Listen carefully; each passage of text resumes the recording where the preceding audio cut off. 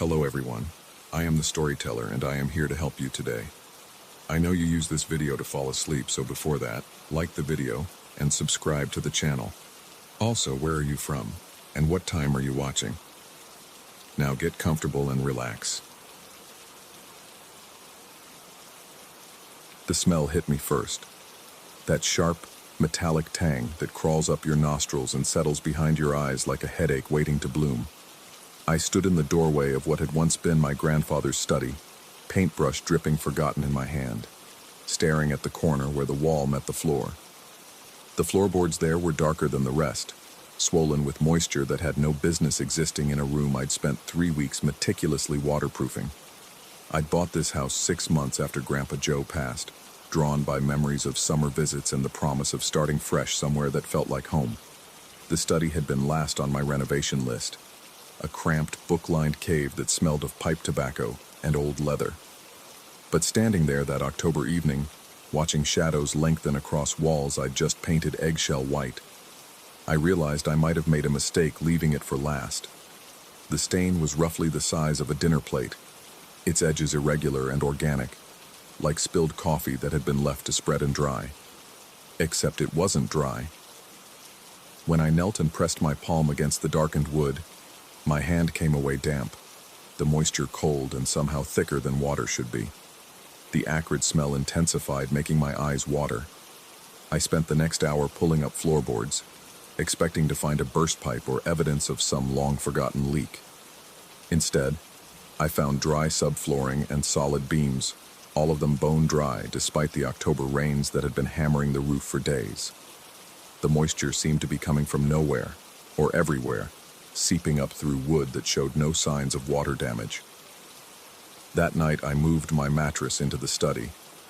The rest of the house still felt too empty, too full of echoes and spaces that remembered voices I'd never hear again. The study, despite its problems, felt safer somehow, contained. I positioned the bed against the far wall, as far from the stain as the cramped space would allow, and tried to convince myself that morning would bring answers. I woke to the sound of my name, not shouted or called, but whispered with the soft persistence of wind through leaves. Marcus. Just that. Spoken so quietly I might have imagined it, might have been caught in that liminal space between sleep and waking where the mind plays tricks. I lay still, listening to the house settle around me, to the tick of the old radiator and the distant hum of the refrigerator downstairs. The smell was stronger now, filling the room with that sharp, unpleasant tang that made my stomach twist. I fumbled for the bedside lamp, and when light flooded the study, I saw that the stain had grown. Not dramatically, just a few inches in each direction, spreading like spilled ink across the floorboards. But it was definitely larger, definitely darker, and when I approached it on unsteady legs, I could see that it was still wet, still seeping that thick, cold moisture that had no source and no reason to exist. I spent the next day researching foundation issues, calling contractors, and pricing dehumidifiers. The internet offered a dozen explanations: condensation from temperature changes, seasonal settling, problems with the crawlspace ventilation. All reasonable, all logical, all failing to explain why the moisture felt different against my skin, why it left a residue that soap couldn't quite wash away. The second night, the whisper came earlier.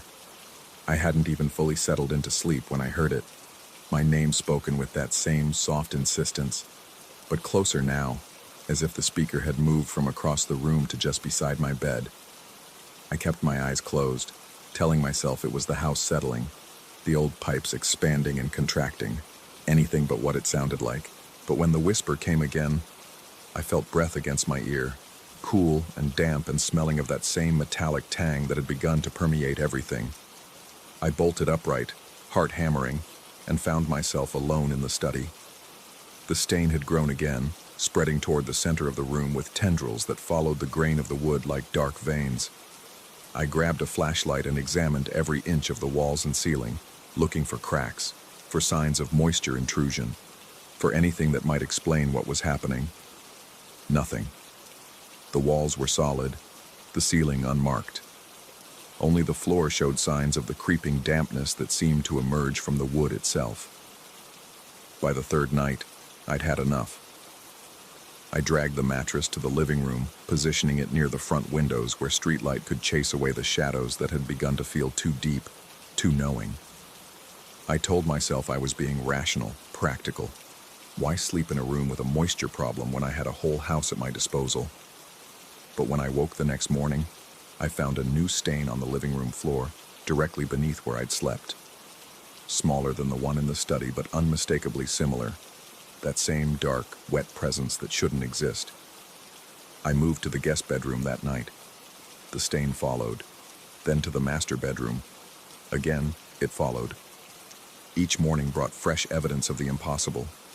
New patches of dampness that appeared overnight, always beneath where I'd laid my head, always accompanied by that whisper that had begun to sound less like wind and more like a voice. Urgent and hungry, and increasingly difficult to dismiss. I stopped sleeping altogether.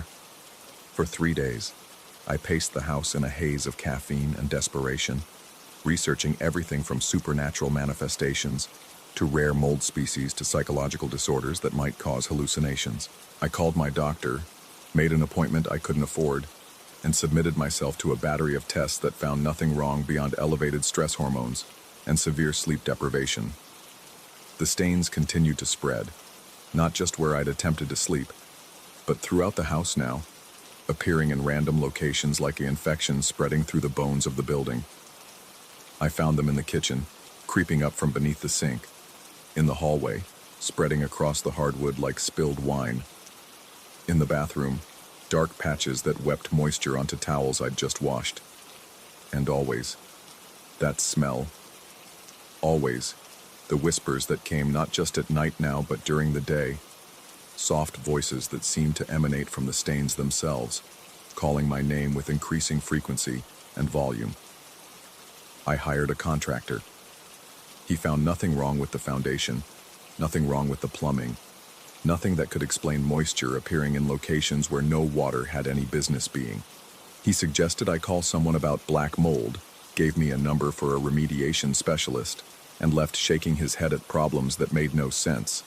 The remediation specialist found no mold, no bacteria, no fungal growth of any kind. He took samples of the moisture, promised to have them analyzed, and called me 3 days later with results that only deepened the mystery. The liquid wasn't water, not exactly. It contained traces of minerals that had no business existing in this region, organic compounds that didn't match any known substance in his database. Honestly, he said, his voice carrying the bewilderment of a man whose expertise had failed him, I've never seen anything like it. It's like it's not quite from here, if that makes any sense. It didn't make sense. None of it made sense. But I was beginning to suspect that sense had nothing to do with what was happening in my grandfather's house. On the 7th night, or what would have been the 7th night if I'd still been sleeping, I found myself back in the study, staring at the original stain that had now consumed nearly half the floor. The smell was overwhelming here, thick enough to taste, metallic and organic and wrong in ways that made my skin crawl. The whispers had become a constant murmur, dozens of voices overlapping in a chorus that spoke my name with the persistence of prayer. I knelt beside the largest patch of dampness and pressed my palm against it, feeling that cold, thick moisture seep between my fingers. The whispers grew louder, more urgent, and for a moment I could almost make out words beneath the repetition of my name, fragments of meaning that slipped away like half-remembered dreams. "What do you want?" I asked the darkness, feeling foolish and desperate and beyond caring about either. The whispers stopped. In the sudden silence, I could hear my own breathing, harsh and rapid in the oppressive air. Then slowly, a single voice emerged from the quiet, clearer than the whispers, more substantial, carrying weight and purpose that made the hair on my arms stand on end. "Sleep," it said. Just that one word, spoken with the hunger of something that had been waiting far too long to feed. I understood then, with the clarity that comes from crossing the line between rational thought and pure instinct. Whatever was in the house, whatever was spreading through the floors and walls with each passing night, it needed something from me. Not my death, not my pain, but something more intimate. The vulnerability of unconsciousness, the defenseless state of sleep where barriers between self and other grew thin. It had been patient, following me from room to room, waiting for exhaustion to overcome fear. But patience had limits, and I could feel those limits fraying in the air around me, in the way the stains seemed to pulse with their own dark rhythm. I ran, not just from the study, but from the house itself, grabbing keys and wallet and nothing else, fleeing into the October night like a man pursued by demons. I drove until I found a motel on the highway, paid cash for a room, and collapsed onto institutional bedding that smelled of bleach and other people's dreams. But when I woke 8 hours later, refreshed for the first time in a week, I found a small dark stain on the carpet beside the bed, still damp, still carrying that familiar metallic tang, still whispering my name in the morning light. I sit in my car now, in the parking lot of a rest stop 200 miles from anywhere that matters, watching the sun set through windshield glass that reflects a face I barely recognize. Hollow-eyed, stubbled, twitching at sounds that might or might not be whispers carried on the evening breeze. The passenger seat is damp. I haven't slept in 36 hours, but exhaustion pulls at me with gravity. I can't fight much longer. My eyes burn, my hands shake, and somewhere in the back of my mind, I can hear that patient voice reminding me of what it wants, what it's always wanted. Sleep. Just sleep. And maybe in the morning, I'll understand that some hungers are older than houses, deeper than foundations, and persistent enough to follow a man to the ends of the earth if that's what it takes to feed. The dampness is spreading across the upholstery now, seeping into fabric with that same impossible persistence.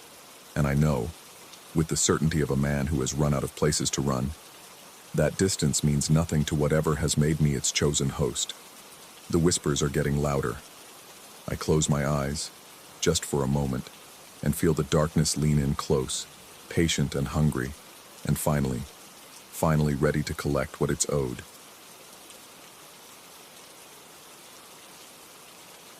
Story 2.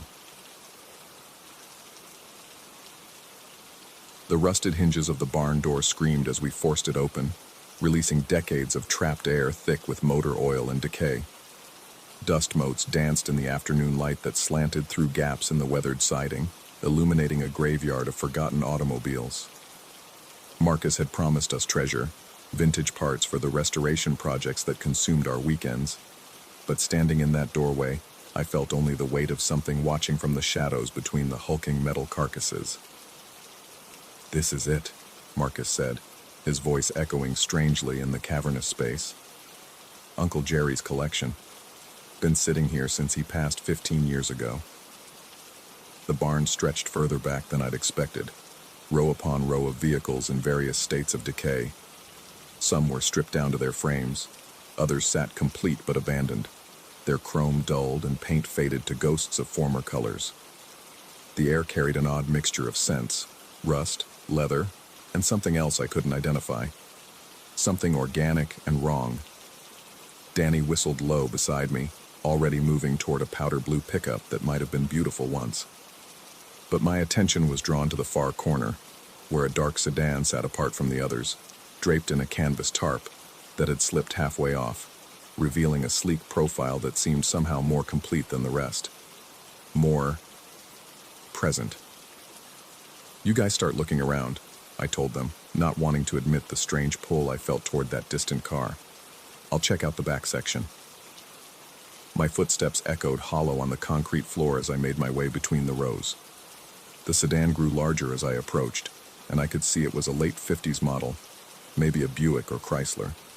Black paint that had somehow retained more of its luster than it should have, given the environment. The tarp had fallen completely away from the rear, pooling on the ground like shedskin. The trunk was slightly ajar. I paused a few feet away, suddenly aware of how quiet it had become. Marcus and Danny's voices seemed distant now, muffled by the maze of metal around us. The silence pressed against my eardrums with an almost physical weight. Even the sounds from outside, birds, wind, the distant hum of traffic on the county road, had faded to nothing. The trunk lid was open maybe 6 inches, just enough to create a slice of impenetrable darkness within. No, not quite impenetrable. As my eyes adjusted, I thought I could see something gleaming in there. Chrome, maybe, or glass. I reached for the lid, then hesitated. The rational part of my mind cataloged the sensible explanations. The trunk latch was broken. The contents had shifted over time. The gleam was just a reflection of the overhead light filtering through the barn's gaps. But beneath that rational voice was something else, a whisper of unease that made my skin crawl. The metal of the trunk lid was warm under my palm. Not sun warm. We were deep in the barn's interior, well away from any direct sunlight. Body warm, like something living had been touching it. I lifted the lid. 2 flashlights lay inside, their chrome bodies reflecting the dim light. Both were on, casting weak but steady beams upward. The batteries should have been dead decades ago, corroded to uselessness in the humid barn air. But the light was clean and white and impossible. "Marcus," I called, not taking my eyes off the flashlights. "Danny, you need to see this." No answer. The barn had fallen into the kind of silence that makes you aware of your own heartbeat, your own breathing. I could hear the blood rushing in my ears, but nothing else. I reached for one of the flashlights, then pulled my hand back. The metal would be warm, I knew. Warm like the trunk lid. Warm like something that had been held recently, carried with purpose and intent. A sound broke the silence. A low rumble from somewhere behind me. I spun around, the dark sedan now at my back, and peered through the maze of vehicles. The sound came again, closer. An engine turning over, trying to catch.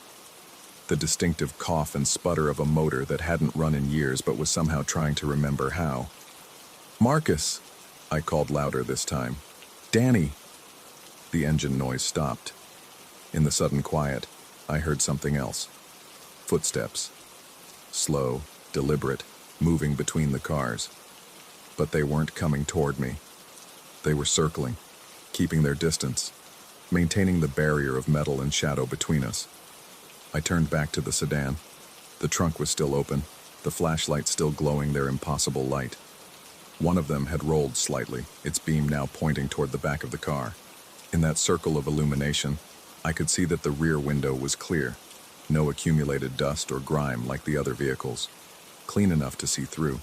Clean enough for something to see out. The footsteps had stopped. The barn felt hollow around me, as if the other cars had somehow moved farther away, leaving me isolated with the sedan. I couldn't hear Marcus or Danny anymore. Couldn't hear anything but my own ragged breathing and the soft electrical hum of the flashlights that shouldn't be working. I slammed the trunk shut. The sound echoed through the barn like a gunshot, and in the aftermath, I heard the engine again. Not behind me this time, ahead. Somewhere near the front of the barn where we'd entered.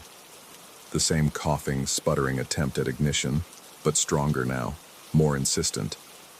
I started moving toward the sound, weaving between the dead cars with growing urgency. The afternoon light from the open door seemed dimmer now, farther away. The barn stretched longer than it had when we'd first entered, the rows of vehicles extending beyond what should have been possible given the building's exterior dimensions. "Marcus, Danny!" The names echoed back to me, distorted and strange. I emerged from between 2 pickup trucks and saw the front section of the barn. It was empty. The cars that had been there when we'd arrived, including the powder blue pickup Danny had been examining, were gone. Only oil stains on the concrete marked where they'd been. Dark shapes like shadows burned into the floor. The barn door stood open, but beyond it I could see only darkness. Not the fading afternoon light we'd entered by, but complete, impenetrable black. As if the world outside had simply stopped existing. Behind me, an engine roared to life. I turned to see headlights blazing through the maze of cars, casting wild shadows that danced and writhed between the vehicles. The light was moving, weaving through the rows, getting closer. I could hear the rumble of the engine, the crunch of tires on the concrete floor scattered with debris. I ran toward the door, toward that impossible darkness. But before I could reach it, headlights swept across the opening. The sedan rolled into view from my left, moving slowly, deliberately. Its engine purred with smooth confidence now, No trace of the earlier struggling. The car was pristine, its black paint reflecting the overhead lights like still water. The trunk was open again. The sedan stopped between me and the door, idling with mechanical patience. Through the clear rear window, I could see the interior was immaculate. White leather seats that looked freshly cleaned, chrome that gleamed like it had just been polished. The dashboard lights were on, bathing everything in a soft green glow. Someone was sitting in the driver's seat. I couldn't make out details. The figure was just a silhouette against the instrument lights, but I could see the outline of a head, shoulders, hands on the steering wheel, waiting. The trunk lid bobbed slightly in the engine's vibration, still revealing that slice of darkness within. The flashlights were gone, but something else was in there now. Something that gleamed with a different kind of light, organic and wet. I backed away from the car, but my heel hit something solid. Another bumper. I turned to find a rust-eaten station wagon that definitely hadn't been there moments before. All around me, the cars were closer now, forming a tight circle with the sedan at its center. Their dead headlights stared like empty eye sockets, their grills twisted into expressions of hunger or pain. The sedan's engine revved once, a polite clearing of the throat. The trunk lid lifted higher, revealing more of that gleaming interior. Not an invitation, a command. I found myself walking toward it despite every instinct screaming at me to run. My feet moved without conscious direction, carrying me past the other vehicles toward the open trunk. The headlights dimmed as I approached, as if the car were closing its eyes in satisfaction. The chrome bumper was warm under my hands as I leaned forward to look inside. The trunk was larger than it should have been, stretching back into depths that couldn't physically exist within the car's dimensions. And there, in the distant darkness, I could see lights moving. Familiar lights. Flashlights. Marcus's voice drifted up from the impossible depths, tinny and distant. "Hey, you guys need to see this. There's more cars down here. Lots more." Danny's voice joined his. "How deep does this thing go? I can't see the bottom." They were down there.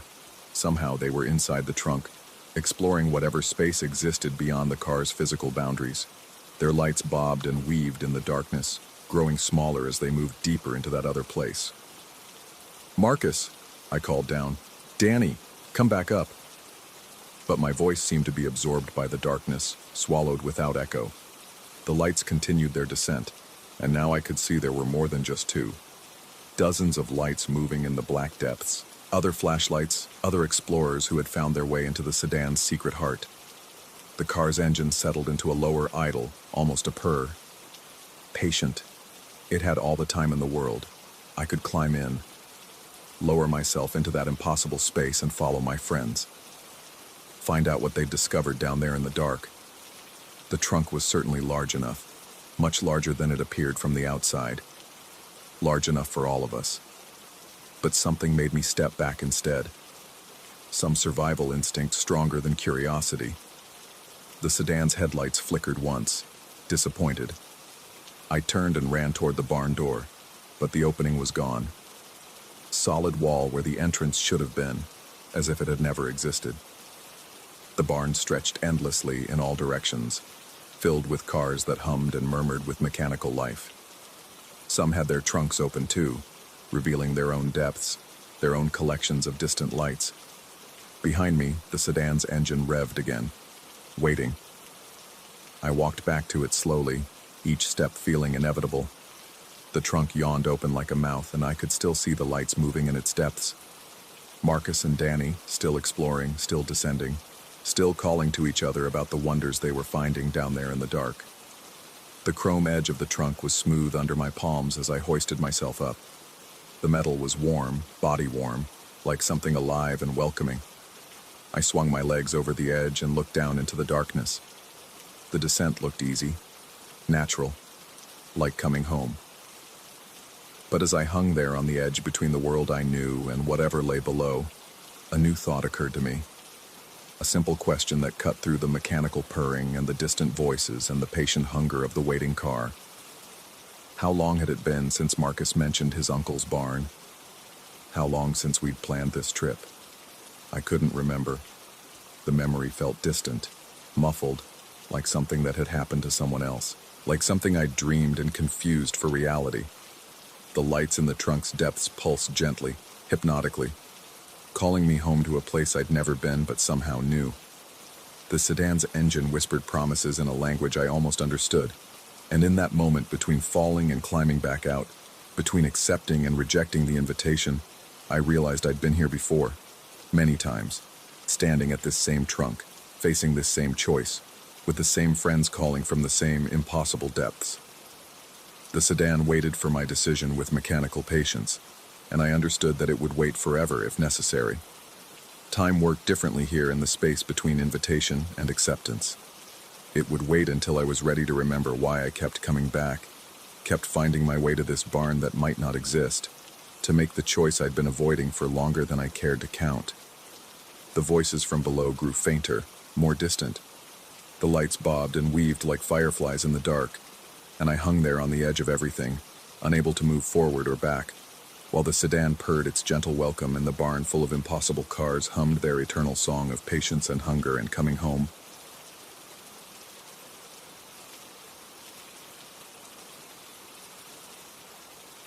Story 3.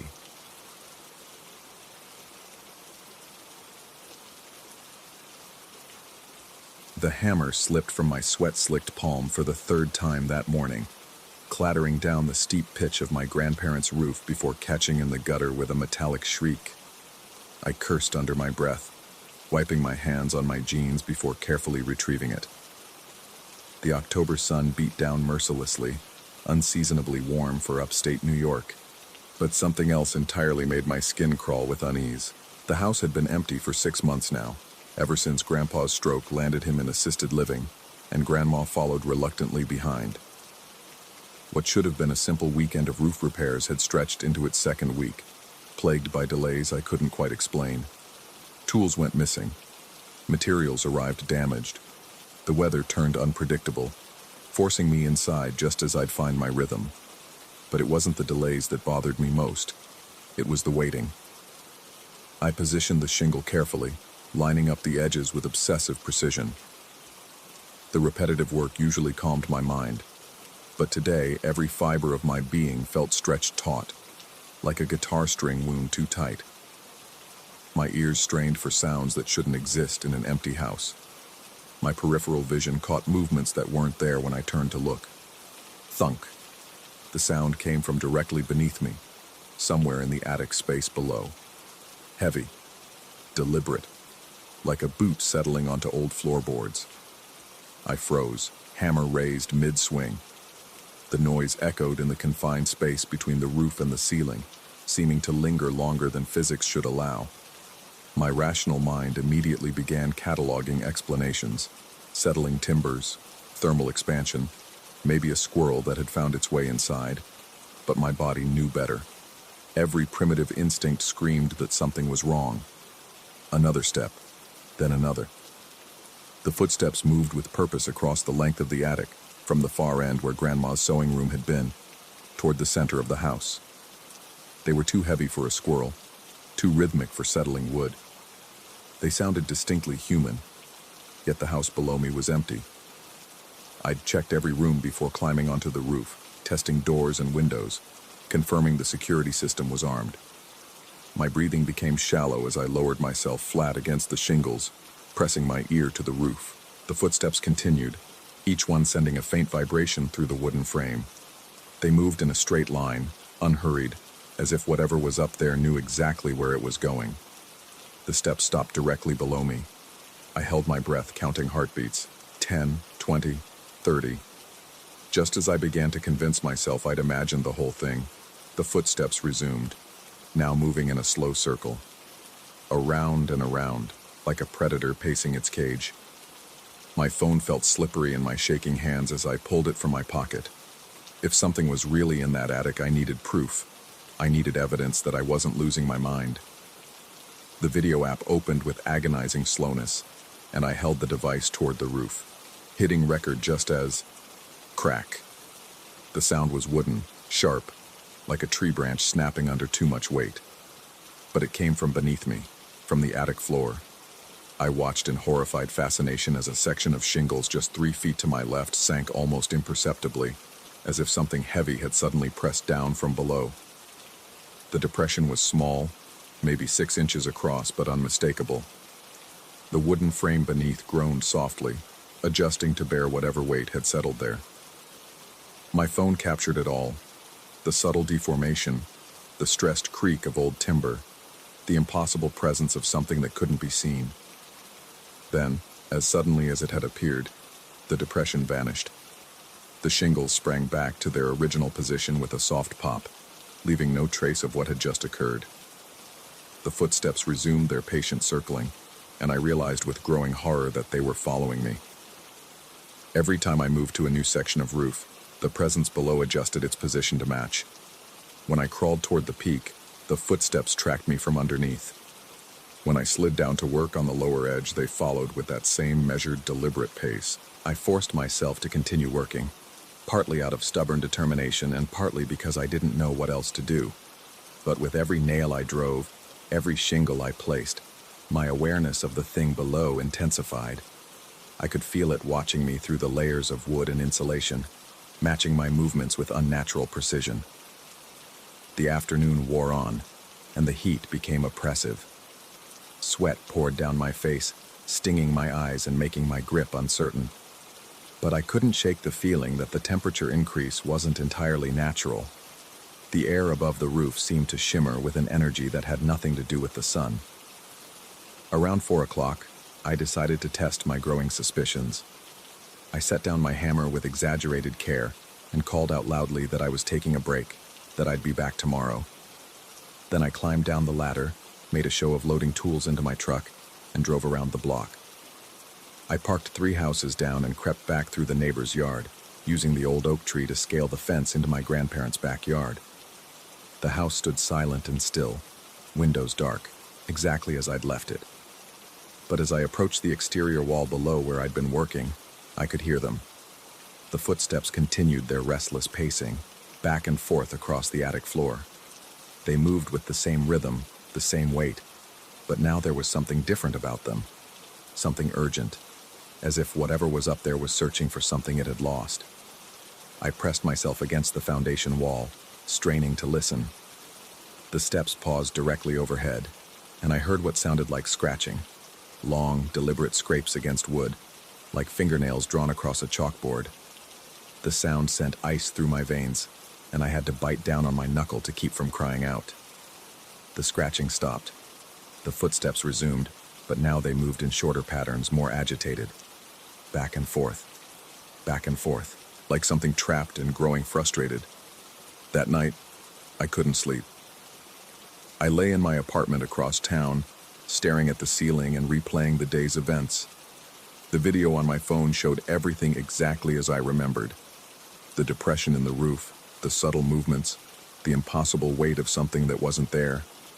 But watching it back, I noticed details I'd missed in the moment. The shadows were wrong. Even under the direct sunlight, there seemed to be patches of darkness that moved independently of the clouds. And in the audio, beneath the creaking of wood and my own labored breathing, there was something else. A sound almost too low to detect, like whispered words in a language I didn't recognize. I enhanced the audio using every app I could find, isolating frequencies and amplifying background noise. What I discovered made my blood run cold. The whispers weren't random sounds. They were my name, repeated over and over in a voice that sounded uncomfortably familiar. The next morning, I almost didn't go back. I sat in my truck outside the house for nearly an hour, engine running, fighting the urge to drive away and never return.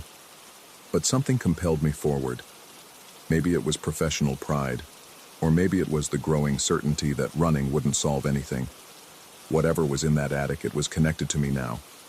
The moment I climbed onto the roof, the footsteps began again. But this time, they were different, faster, more aggressive. They didn't wait for me to start working before beginning their relentless pacing. It was as if whatever was up there had been waiting all night for my return. I tried to maintain my routine, focusing on the mechanical aspects of the repair work. Measure twice, cut once, keep the rows straight, check for proper overlap. But concentration became impossible as the footsteps grew more erratic. They would stop without warning, leaving me in tense silence, then resume with jarring suddenness. Worse, the depressions in the roof became more frequent and more pronounced. What had started as barely perceptible dips now showed clear indentations, as if something with significant weight was pressing down from below. The wooden frame groaned continuously under the strain, and I began to worry that the ceiling might actually collapse. By noon, I was a wreck. My hands shook so badly I could barely hold the hammer, and I'd developed a persistent twitch in my left eye. Every sound, every movement, every shift in the light sent adrenaline coursing through my system. I was operating on pure fight-or-flight instinct, and my body was beginning to break down under the constant stress. That's when I noticed the pattern. The footsteps weren't random. They followed a specific sequence, repeating every few minutes with mathematical precision. 23 steps across the length of the attic, a pause, then 15 steps in the opposite direction, another pause, then a series of short movements, 3 steps, stop, 3 steps, stop, in what seemed to be a grid pattern. I began timing the sequences, marking them down on a piece of scrap paper. The pattern was so regular, it was almost hypnotic. But as I tracked it more carefully, I realized something that made my stomach lurch. The sequences were getting shorter. The pauses between them were shrinking. Whatever was up there was speeding up, like a clock winding toward some predetermined moment. The scratching sounds returned around 2 o'clock, but now they were accompanied by a new noise that I felt as much as heard. A low, thrumming vibration that seemed to emanate from the entire structure of the house. It started as barely perceptible tremor, but gradually increased in intensity until I could feel it in my bones. The vibration had a rhythm, like a massive heartbeat. And as impossible as it seemed, the tempo was syncing with my own pulse. The faster my heart raced with fear, the faster the house seemed to throb around me. It was as if the building itself was alive, responding to my emotional state. I decided to conduct one final test. With my phone recording, I called out to whatever was in the attic. I told it I knew it was there, that I could hear it moving around. I asked what it wanted, why it was following me. The response was immediate and terrifying. Every sound stopped at once. The footsteps, the scratching, the low, thrumming vibration. Everything went dead silent. The sudden absence of noise was more unnerving than all the mysterious sounds combined. It felt like the entire world was holding its breath. Then, slowly, deliberately, something began tapping on the attic floor directly beneath me. Tap, tap, tap. 3 measured strikes, followed by a pause, then 3 more. It was clearly a response, an acknowledgement that something up there had heard me and was answering back. The tapping continued for several minutes, sometimes in groups of 3, sometimes in longer sequences that seemed almost like Morse code. I tried to record as much as possible, but my hands were shaking so violently that most of the footage was unusable. As the afternoon sun began to slant lower, casting long shadows across the roof, the activity in the attic reached a crescendo. The footsteps resumed with frantic energy, pacing back and forth at double speed. The scratching became so intense it sounded like claws tearing through wood. And underneath it all, that low vibration built to a frequency that made my teeth ache. But the most disturbing development was the spreading of those depression marks across the roof. What had started as isolated incidents now covered nearly a quarter of the surface I'd been working on. The shingles dipped and rose like the surface of a turbulent sea, creating a topography that defied explanation. I watched in morbid fascination as new impressions appeared faster than I could count them. It was as if an entire crowd of invisible beings had suddenly materialized in the attic, all of them pressing upward against the ceiling with desperate intensity. That's when the first shingle cracked. It was a small split, barely an inch long, but it appeared right where one of the larger depressions had formed. As I watched, the crack slowly widened, creating a gap that revealed the darkness of the attic space below. No light emerged from the opening, even though the space should have been illuminated by gaps in the older sections of roof. Through that tiny aperture, I heard something that made my blood turn to ice. Breathing, slow, deep, deliberately controlled breathing, as if something was consciously trying to remain quiet. The rhythm was all wrong for a human. Too slow, too measured, like the respiratory pattern of something much larger. More cracks appeared as additional shingles gave way under invisible pressure. Each new opening released more of that controlled breathing, until it sounded like an entire congregation of hidden watchers drawing breath in perfect unison. The sound was hypnotic and terrifying, and I found myself unconsciously matching my own breathing to their rhythm. As darkness approached, I knew I had to make a decision. The roof was becoming structurally compromised, and my own mental state was deteriorating rapidly. But the thought of leaving felt impossible. Whatever was in that attic had established some kind of connection with me, and I sensed that walking away now would only make things worse. I decided to enter the house. The front door opened easily. I still had the spare key from when I'd helped Grandpa move his things. The interior was exactly as I remembered from my childhood. The floral wallpaper in the hallway, the grandfather clock that hadn't worked in decades, the lingering smell of lavender and old books. But something felt fundamentally different. The air was thick, almost viscous, and sounds seemed muffled despite the emptiness of the rooms. My footsteps on the hardwood floors echoed strangely, as if the house was much larger than its actual dimensions.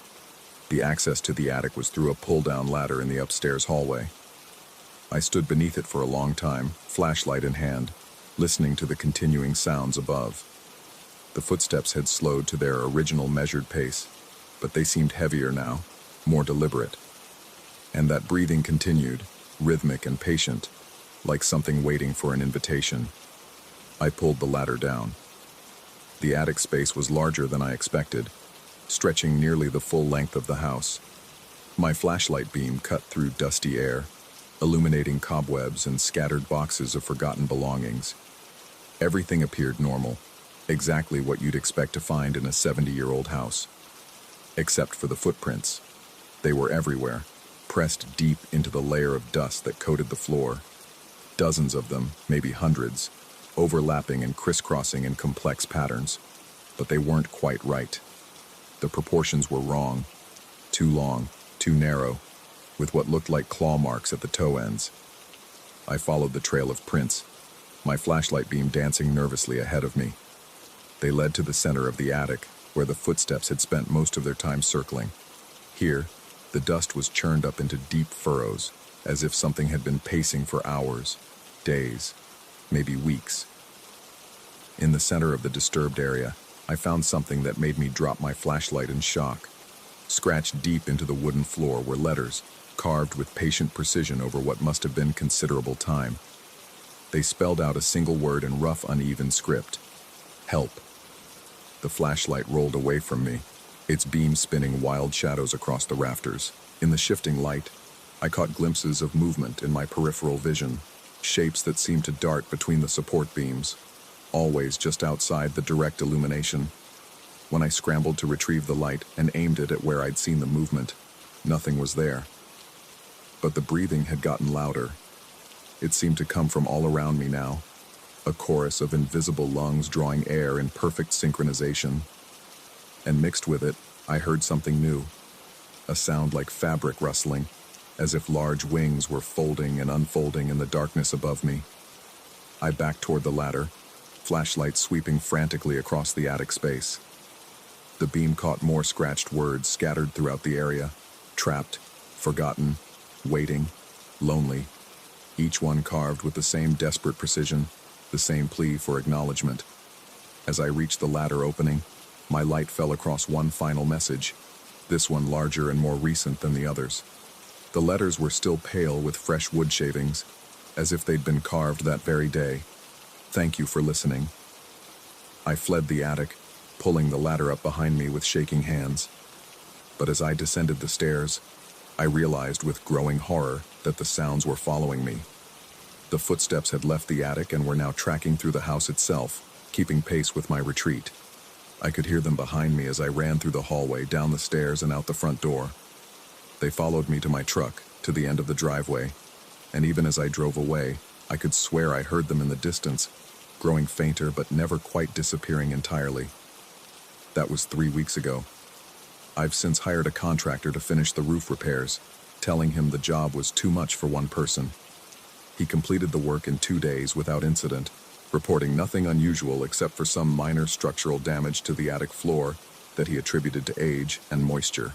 But I still hear them sometimes, late at night in my apartment. Footsteps in the ceiling above me, pacing back and forth with that same patient rhythm. My neighbors have never mentioned any sounds, and my landlord insists the apartment above mine has been vacant for months. I've tried to convince myself it's just echoes, psychological after effects of the stress I experienced at my grandparents' house. But deep down, I know the truth. Whatever was in that attic, whatever lonely presence had been trapped there for God knows how long, it's not trapped anymore. It followed me home. And sometimes when the footsteps pause directly above my bed, I hear that same careful breathing, slow and measured, and infinitely patient. As if something is waiting for me to acknowledge its presence, to finally accept that I'm no longer alone. The worst part is, I'm not entirely sure I want to be alone anymore.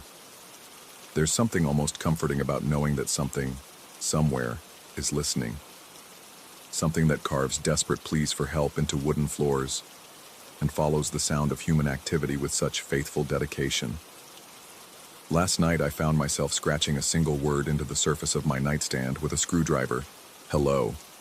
This morning, scratched in the dust beneath my window, I found the reply. Hello, friend. I don't know what happens next.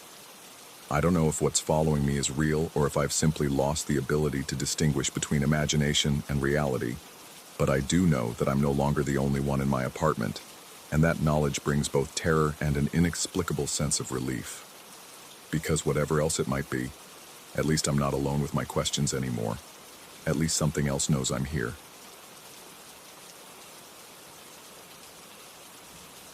Story 4. The brass plaque by the entrance should have been my first warning. The Meridian Hotel, Estor 1923, renovated 2018. Originally St. Catherine's Military Hospital. But I was tired, running on 3 hours of sleep and enough caffeine to power a small town, so I barely registered the words as I dragged my luggage through the heavy glass doors. The corporate retreat had been mandatory, and somehow I'd drawn the short straw for accommodations. While my colleagues enjoyed the comfort of the Hilton downtown, I found myself assigned to this converted relic on the outskirts, a last-minute booking due to what my assistant called budget constraints. The irony wasn't lost on me, a structural engineer staying in a building that had likely seen more death than most cemeteries. The lobby retained hints of its institutional past.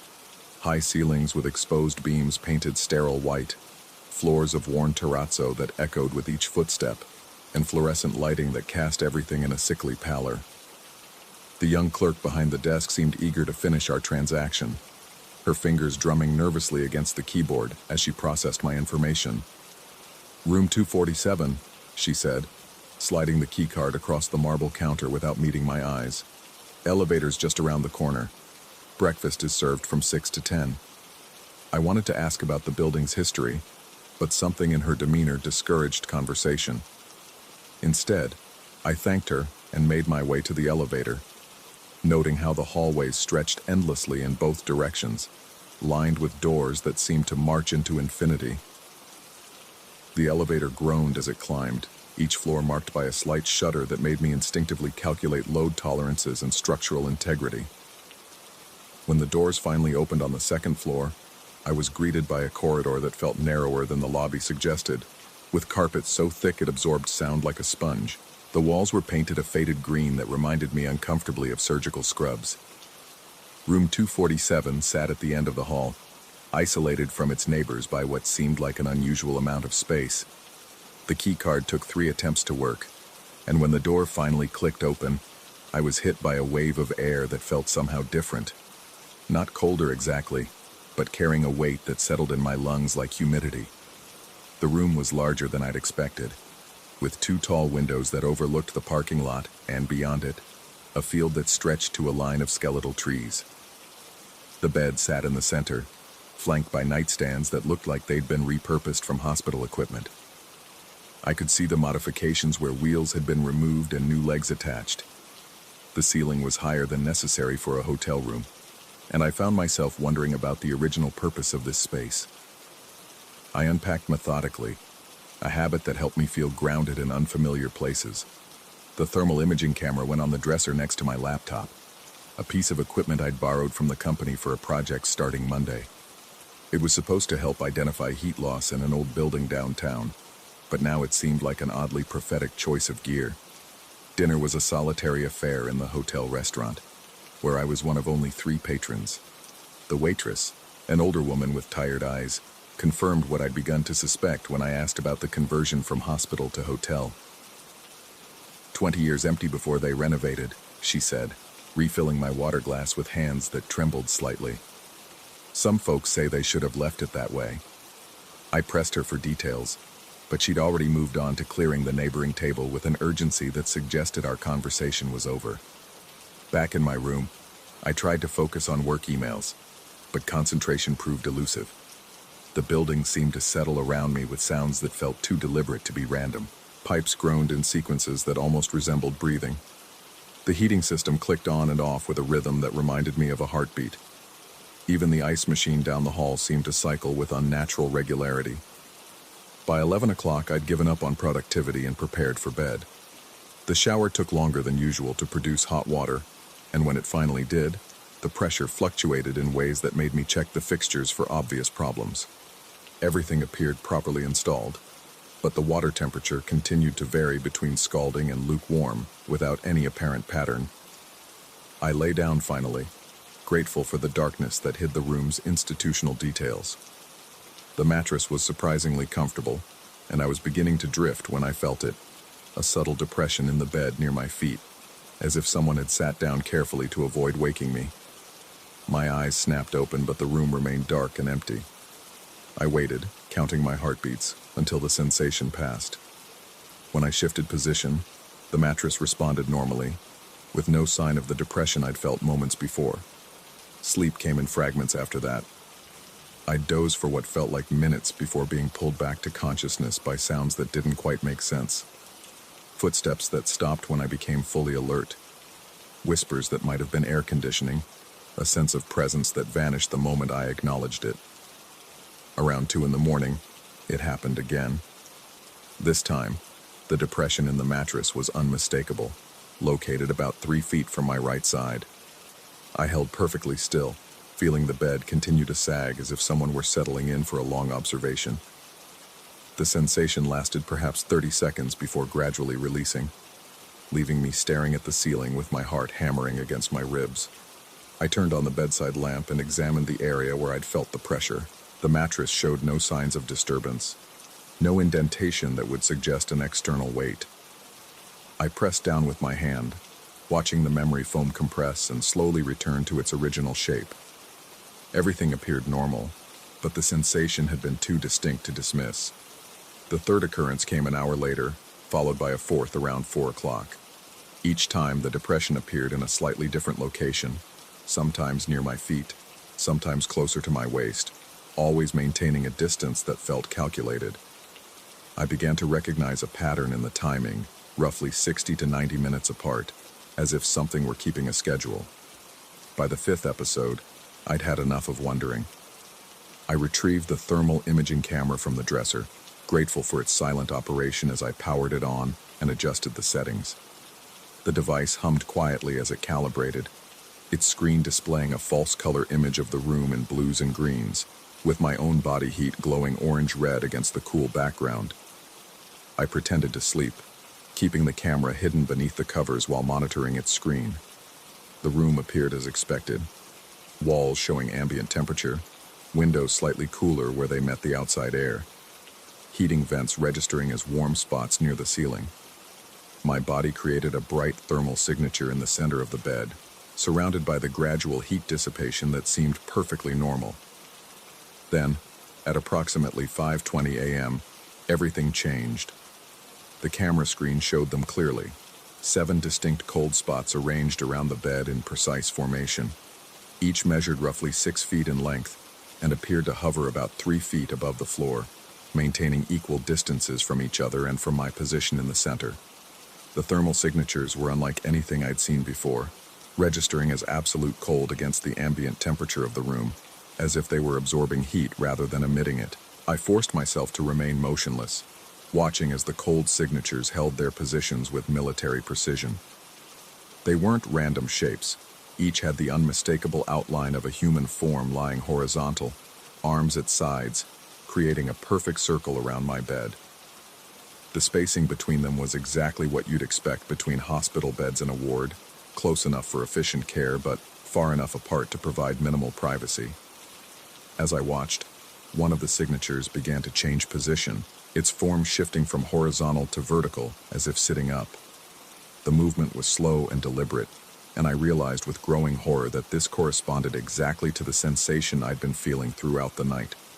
The entity, whatever it was observing me, just as a medical professional might monitor a patient. The thermal camera didn't lie. It registered electromagnetic radiation, converting heat signatures into visual data through precise scientific measurement.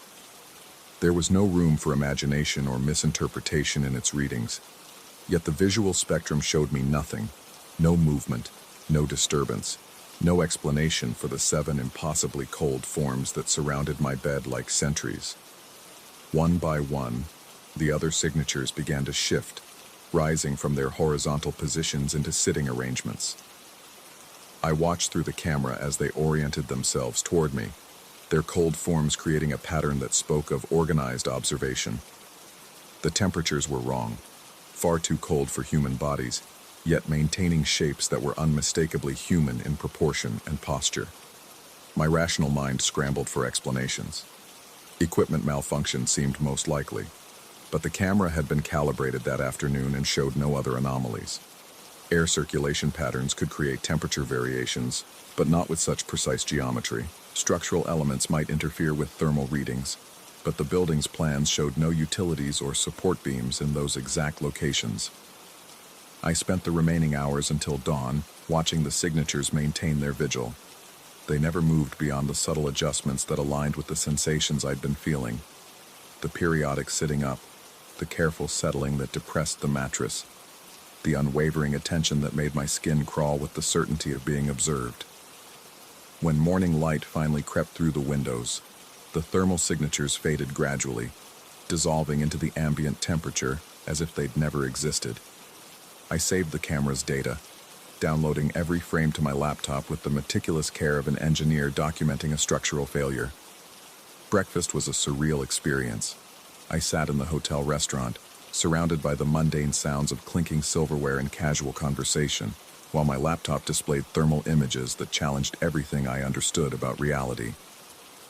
The data was irrefutable, 7 cold forms arranged in perfect medical formation around my bed, maintaining their positions for hours with the discipline of a military unit. The waitress from the previous evening approached my table with coffee, and I found myself studying her face for signs of knowledge she wasn't sharing. When I mentioned having trouble sleeping, she glanced around nervously before leaning closer.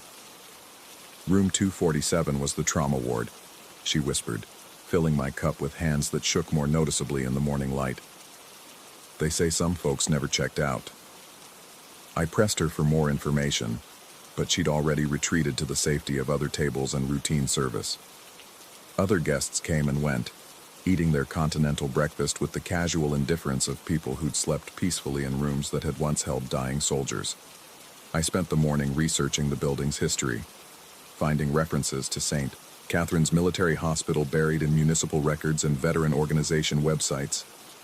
The facility had operated from 1923 to 1995, treating wounded servicemen through 3 major conflicts and countless smaller actions. Room 247 had indeed been a trauma ward, designed for critical cases that required constant monitoring. The renovation records showed that the hotel conversion had preserved the original room layouts, maintaining the spatial relationships that had once facilitated medical care. The distances between beds, the sight lines for nursing stations, the circulation patterns that allowed quick access to emergency equipment, all had been incorporated into the new design with minimal modification. But none of this explained the thermal signatures I'd recorded. Dead men didn't generate electromagnetic radiation. Empty air couldn't maintain precise geometric arrangements. The camera had documented something that shouldn't exist, yet the data remained stubbornly present on my hard drive, challenging my worldview with each reviewed frame. I left the hotel that afternoon with a checkout process that seemed deliberately expedited. The desk clerk barely looked up as she processed my departure, her fingers flying across the keyboard with the practiced efficiency of someone eager to complete an unpleasant task. When I mentioned the room's history, she simply shrugged and wished me a pleasant drive home. The thermal camera sits on my desk now, back in my office where structural calculations and building codes provide comfortable boundaries for reality. But the data remains, backed up in multiple locations with timestamps and metadata that confirm its authenticity. 7 cold forms arranged in perfect medical formation, maintaining their vigil through the darkest hours of the night. My colleagues have returned from their corporate retreat with stories of mediocre room service and inadequate Wi-Fi. They ask about my accommodations with the casual interest of people making conversation, and I find myself deflecting with remarks about thin walls and outdated plumbing. Because how do you explain that you've documented something impossible? How do you reconcile scientific data with phenomena that shouldn't exist? The thermal camera doesn't interpret or imagine. It simply records what is there. Yet what it recorded challenges every rational explanation I can construct. Sometimes, late at night in my own bed, I feel phantom depressions in the mattress that make me reach for the camera I keep on my nightstand. The readings show nothing unusual, just the normal heat patterns of a suburban bedroom. But the sensation lingers, along with the memory of 7 cold forms maintaining their eternal watch. I've considered returning to the hotel, if only to confirm that the experience was isolated to that single night.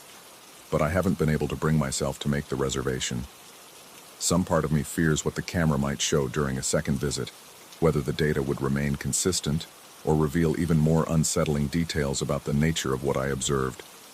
The rational part of my mind insists there must be an explanation. Equipment failure, environmental anomalies, psychological suggestion combined with sleep deprivation. But the engineer in me trusts data over theories, and the data tells a story that my worldview cannot accommodate. So I continue to examine the thermal images, frame by frame, looking for clues that might provide a conventional explanation. The cold signatures remain as mysterious as they were that first morning, 7 precise forms arranged in perfect formation around a bed that once held dying soldiers who may never have learned to let go of their duty. And sometimes, in the quiet hours when rational thought gives way to darker possibilities, I wonder if they're still there, maintaining their vigil in room 247, waiting patiently for the next guest who might need their care, or their warning, or simply their witness to the thin places where the past refuses to remain buried. Story 5. The first time I saw her, I thought my camera had malfunctioned. I'd been documenting the restoration of the Blackwood estate for 3 weeks, capturing every peeling wallpaper curl and cracked ceiling medallion for the Historical Society's archives. The Victorian mansion had stood empty for 40 years, and the renovation crew needed comprehensive before and after shots. It was routine work, the kind that paid the bills while I waited for something more meaningful to come along. The mirrors had been giving me trouble all morning. Not technically, my equipment was functioning perfectly, but practically. Every room seemed to have at least 2, some elaborate gilt-framed monsters that dominated entire walls, others modest vanity pieces tucked into corners. Shooting around reflective surfaces requires careful positioning, constant awareness of angles. I'd grown accustomed to seeing my own reflection pop up unexpectedly in shots, requiring reshoot after reshoot. But in the main parlor's towering mirror, bordered by carved roses that time had turned the color of dried blood, I saw something that made me lower my camera with trembling hands. There was a woman standing behind me. I spun around immediately, heart hammering against my ribs. The room was empty. Dust motes danced in shafts of afternoon light streaming through grimy windows. The only sounds were the distant hammering of workers in the West Wing and the settling groans of old wood adjusting to human presence after decades of solitude. I turned back to the mirror, studying my own reflection with the intensity of a man seeing himself for the first time. Alone, Just me, cameras slung across my body, standing in an empty room. But when I raised my camera again and looked through the viewfinder at the mirror's reflection, she was there. The woman wore what appeared to be a uniform, dark fabric with pale trim that could have been from any era in the house's long history. A maid's dress, perhaps, or a nurse's outfit from when the place had briefly served as a private sanitarium in the 1920s. Her face was indistinct, features blurred as if the mirror itself was slightly out of focus, but her posture was rigid, formal, professional, and she was moving. Not independently. That realization crawled up my spine like cold fingers. She was mirroring my movements, but not simultaneously. When I shifted my weight to my left foot, she followed a few seconds later. When I adjusted my camera strap, she echoed the gesture after a noticeable delay, like a poor internet connection creating lag in a video call. I convinced myself it was an optical illusion. Old glass, warped by age and temperature fluctuations. The human brain's tendency to find patterns and faces in random configurations. I'd read about pareidolia, the phenomenon that makes us see Jesus in toast or faces in clouds. This was just stress, exhaustion, too many solitary hours in a house that seemed to exhale sadness from every pore. I finished photographing the parlor without looking at the mirror again, but in the library, she appeared in the reflection of the glass-fronted bookcases. In the dining room, she materialized in the silver surface of a tarnished serving tray. The master bedroom's vanity mirror showed her most clearly of all, standing exactly where I stood, wearing that same indistinct uniform, following my movements with that increasingly unsettling delay. I began timing the lag. 3 seconds in the parlor, 2.5 in the library, 2 seconds flat in the dining room. By the time I reached the master bedroom, the delay had shortened to perhaps 1.5 seconds. The pattern was unmistakable, and it filled me with a dread I couldn't rationalize. I left early that day, claiming equipment troubles to the foreman. At home, I downloaded the day's images, examining each one with forensic intensity. The woman never appeared in the actual photographs. Only when I looked at reflective surfaces directly, or through my camera's viewfinder in real time. The digital files showed only empty rooms and my own solitary figure. That night, I researched the Blackwood estate's history with the obsessive focus of a man trying to solve his own sanity. The records were incomplete, frustratingly vague. The house had changed hands multiple times, serving various purposes: private residence, boarding house, sanitarium, girls' school. There were gaps in the timeline, periods where the property seemed to exist in administrative limbo. I found one newspaper clipping from 1934, barely legible even in the digitized archive. Mysterious circumstances surrounding the departure of staff, authorities investigating claims of irregularities in patient care. The article cut off abruptly, as if the rest had been deliberately removed. Nothing about a woman in uniform. Nothing that explained why reflective surfaces in that house seemed to operate by different rules than the rest of reality. I returned the next morning with a small handheld mirror, telling myself I was conducting an experiment. Scientific method. If the phenomenon was real, it would be reproducible.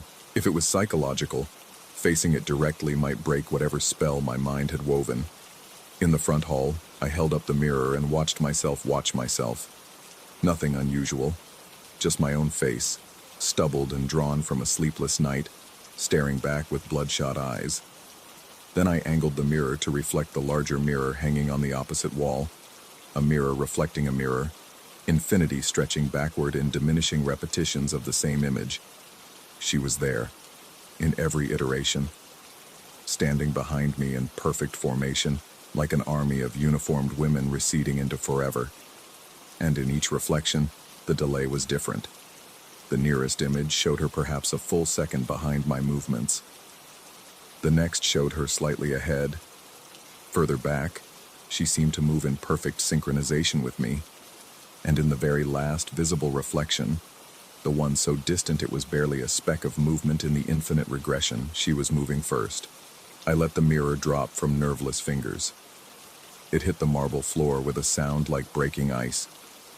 For the rest of that day, I avoided all reflective surfaces. I covered my camera's LCD screen with tape, shot everything in the viewfinder mode, and kept my eyes fixed straight ahead. But avoidance proved impossible in a house where Victorian excess had demanded mirrors in every room, where windows threw back images in daylight hours, where even the brass doorknobs and crystal chandeliers caught and reflected distorted fragments of light and shadow. And she was always there, waiting. The delay was shrinking with each encounter. By noon, it was down to perhaps half a second. By afternoon, it was barely perceptible.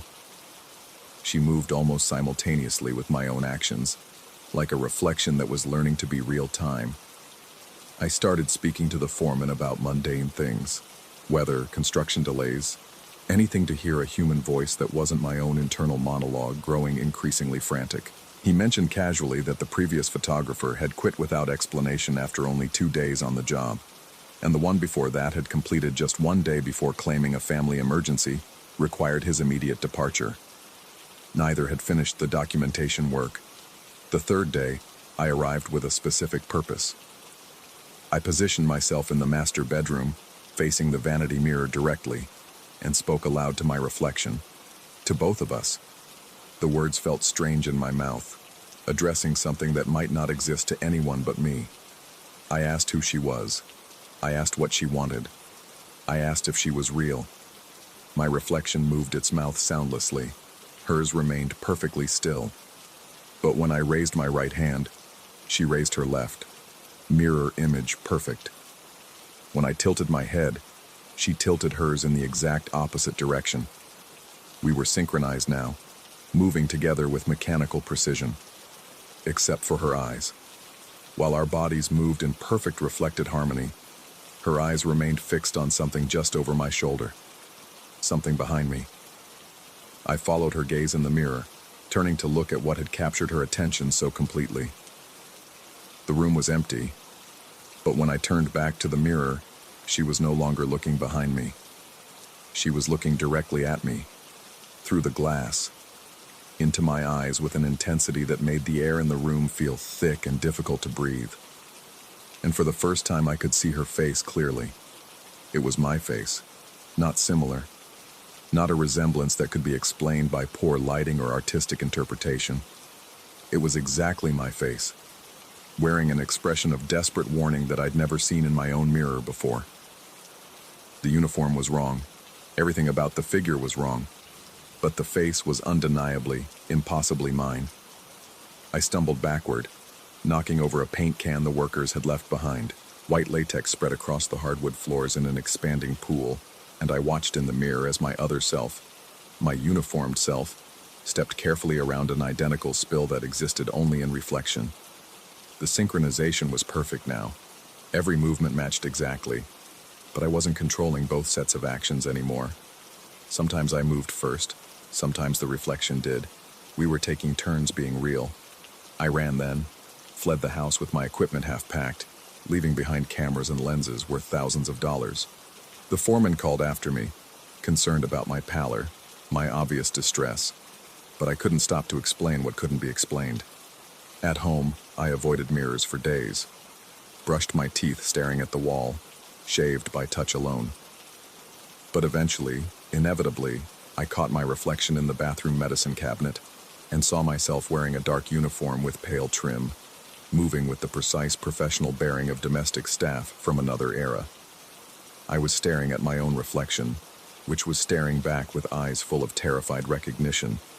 The Blackwood estate called twice to ask when I'd return to finish the documentation. I let the calls go to voicemail. A week later, they called to ask about retrieving my equipment. I told them to donate it to charity. The final call came from the Historical Society. They'd found something during the renovation, hidden in a wall cavity behind the master bedroom's vanity mirror. Personal effects from a previous renovation in 1934, including a photographer's plates and camera equipment. The glass plates showed room after room of the house, shot from angles identical to my own work. In every photograph, standing in backgrounds and corners, barely visible in the silver gelatin grain, was a figure in uniform, the same uniform I'd been seeing in mirrors, the same face I'd been seeing in reflections. My face. They wanted to know if I was related to the previous photographer. The one whose name was recorded as my exact name, spelled identically, whose signature on the work order matched my own handwriting with unsettling precision. I told them I'd never heard of any relative who shared my name. But late at night, when I can't avoid catching glimpses of myself in dark windows or polished surfaces, I see that I'm still wearing the uniform, still standing in perfect synchronization with a man who thinks he's real, who thinks he's looking at his reflection instead of being one. And I know that somewhere, a photographer is documenting a house renovation, growing increasingly disturbed by a figure in mirrors who moves just slightly out of sync with reality. Someone who looks exactly like him, wearing clothes from another era, trapped in reflections that remember everything even when the world forgets. The delay is shrinking for him too. Soon, it will disappear entirely. And then he'll understand what I've learned. We're all reflections of someone else's life, someone else's choices, someone else's reality. The question isn't whether what we see in mirrors is real. The question is whether we are.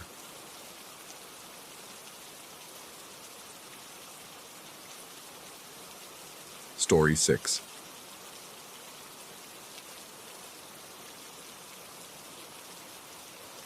The silence never lasted long enough. I'd moved into the annex 3 months ago, drawn by the rent price that seemed too good for downtown, and the landlord's nervous insistence that I wouldn't mind a little character in the building.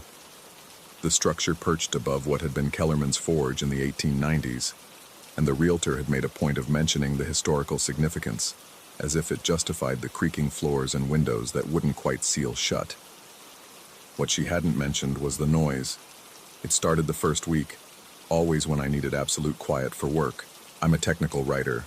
Dry stuff, user manuals, and software documentation that requires laser focus. The kind of concentration that evaporates the moment you realize you're not alone in the silence. The first time I thought it was construction next door. 3 measured strikes from below, metal on metal, echoing up through the floorboards with a resonance that seemed to vibrate in my chest cavity. Then nothing for 20 minutes. Then 5 rapid taps, followed by 2 deliberate pounds. I'd gone downstairs to investigate, but the forge space had been converted into storage for the landlord's antique business. Dust motes danced in shafts of amber light between towers of furniture draped in white sheets. The massive anvil still dominated the center of the room, its surface scarred by decades of use, but no one had touched it in years. The layer of dust confirmed that. Back upstairs, I'd tried to work again. The moment my fingers found their rhythm on the keyboard, the hammering resumed. By the 3rd week, I'd started to recognize patterns. The strikes weren't random. They followed sequences, deliberate and measured like Morse code, but more complex. 3 short, pause. 2 long, pause. 1 sharp crack that seemed to split the air itself. Sometimes the patterns repeated. Sometimes they evolved, building on previous sequences as if someone below was teaching me a language I didn't want to learn. I'd mentioned it to the landlord during a chance encounter in the building's cramped lobby. Marcus Kellerman, great-grandson of the original blacksmith according to his business card, had developed a twitch in his left eye when I brought up the noise. "Old buildings settle," he'd said, not quite meeting my gaze. Especially ones with this much history. The way he'd hesitated before that last word had lodged itself in my mind like a splinter. "Have other tenants mentioned anything unusual?" His laugh had come out strangled. "You're the first tenant to last more than 6 weeks in 20 years. I should have moved out then. Should have packed my laptop and few belongings and found somewhere with thin walls and noisy neighbors, anywhere the silence wouldn't feel like a held breath waiting to be shattered. Instead, I'd become obsessed with the patterns. I started documenting them, transcribing each sequence into a notebook with timestamps and duration. The strikes followed a logic I couldn't grasp, but felt hovering just beyond comprehension, like trying to remember a word that sits on the tip of your tongue. Some sequences lasted minutes, others mere seconds, but they all carried the same deliberate intent. The breakthrough came during a particularly frustrating afternoon when I'd been trying to finish a user manual for enterprise software. The hammering had been constant for an hour, complex rhythms that seemed to build toward something, crescendoing and then starting over as if I'd missed some crucial response. In a moment of desperation or madness, I'd grabbed my own hammer from the toolbox under the kitchen sink and struck back. 3 measured blows against the hardwood floor, matching the last sequence I'd heard. The silence that followed felt different, expectant rather than empty. Then, from below, came a new pattern. Slow and deliberate, each strike separated by exactly 3 seconds. It repeated 4 times before stopping. I wrote it down, my hand trembling slightly as I recorded what felt like the first exchange in a conversation I wasn't sure I wanted to continue. But I did continue. Every day, the patterns became more sophisticated. What started as simple call and response evolved into something that resembled instruction.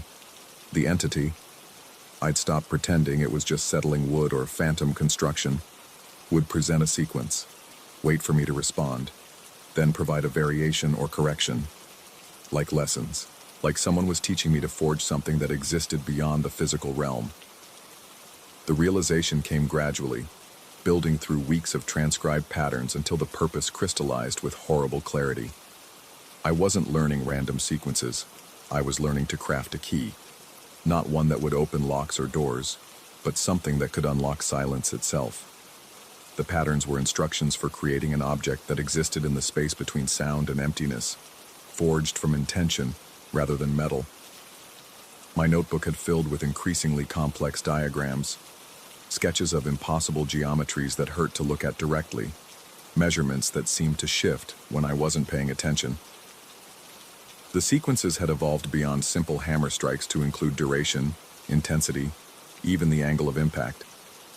Each element mattered in ways I understood viscerally but couldn't articulate. The night I finally attempted to forge the key, the building felt different.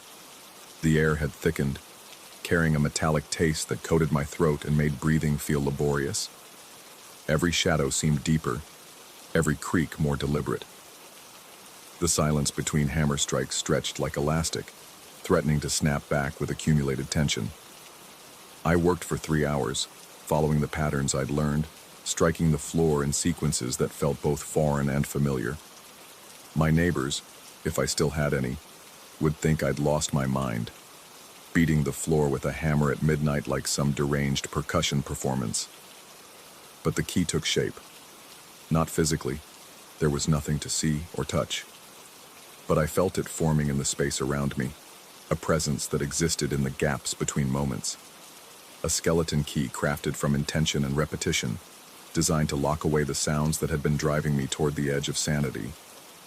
When I finally used it, a mental gesture I couldn't explain but somehow knew how to perform, the silence that followed was absolute. Pure, the kind of quiet I'd been craving since the day I'd moved in. It lasted exactly 72 hours. Then the hammering returned, and with it came the understanding that I'd been played. The key hadn't silenced the noise. It had given the entity below what it needed. The patterns I'd learned and replicated had been far more than instructions for crafting silence. They'd been a summoning. The strikes now came with a weight that pressed against my chest, each impact reverberating through the building's bones in ways that defied physics. The sequences had evolved beyond anything I could follow, becoming a symphony of intent that spoke of hunger barely contained. Whatever lived in the space below had been waiting for someone to complete the ritual, to forge the connection that would allow it to reach beyond the boundaries of its prison. I tried to leave, packed my belongings twice, called moving companies, even put down deposits on other apartments. But each time I reached the threshold, the hammering would begin again, urgent now, demanding, with an undertone that suggested terrible consequences for abandonment. The patterns had become commands.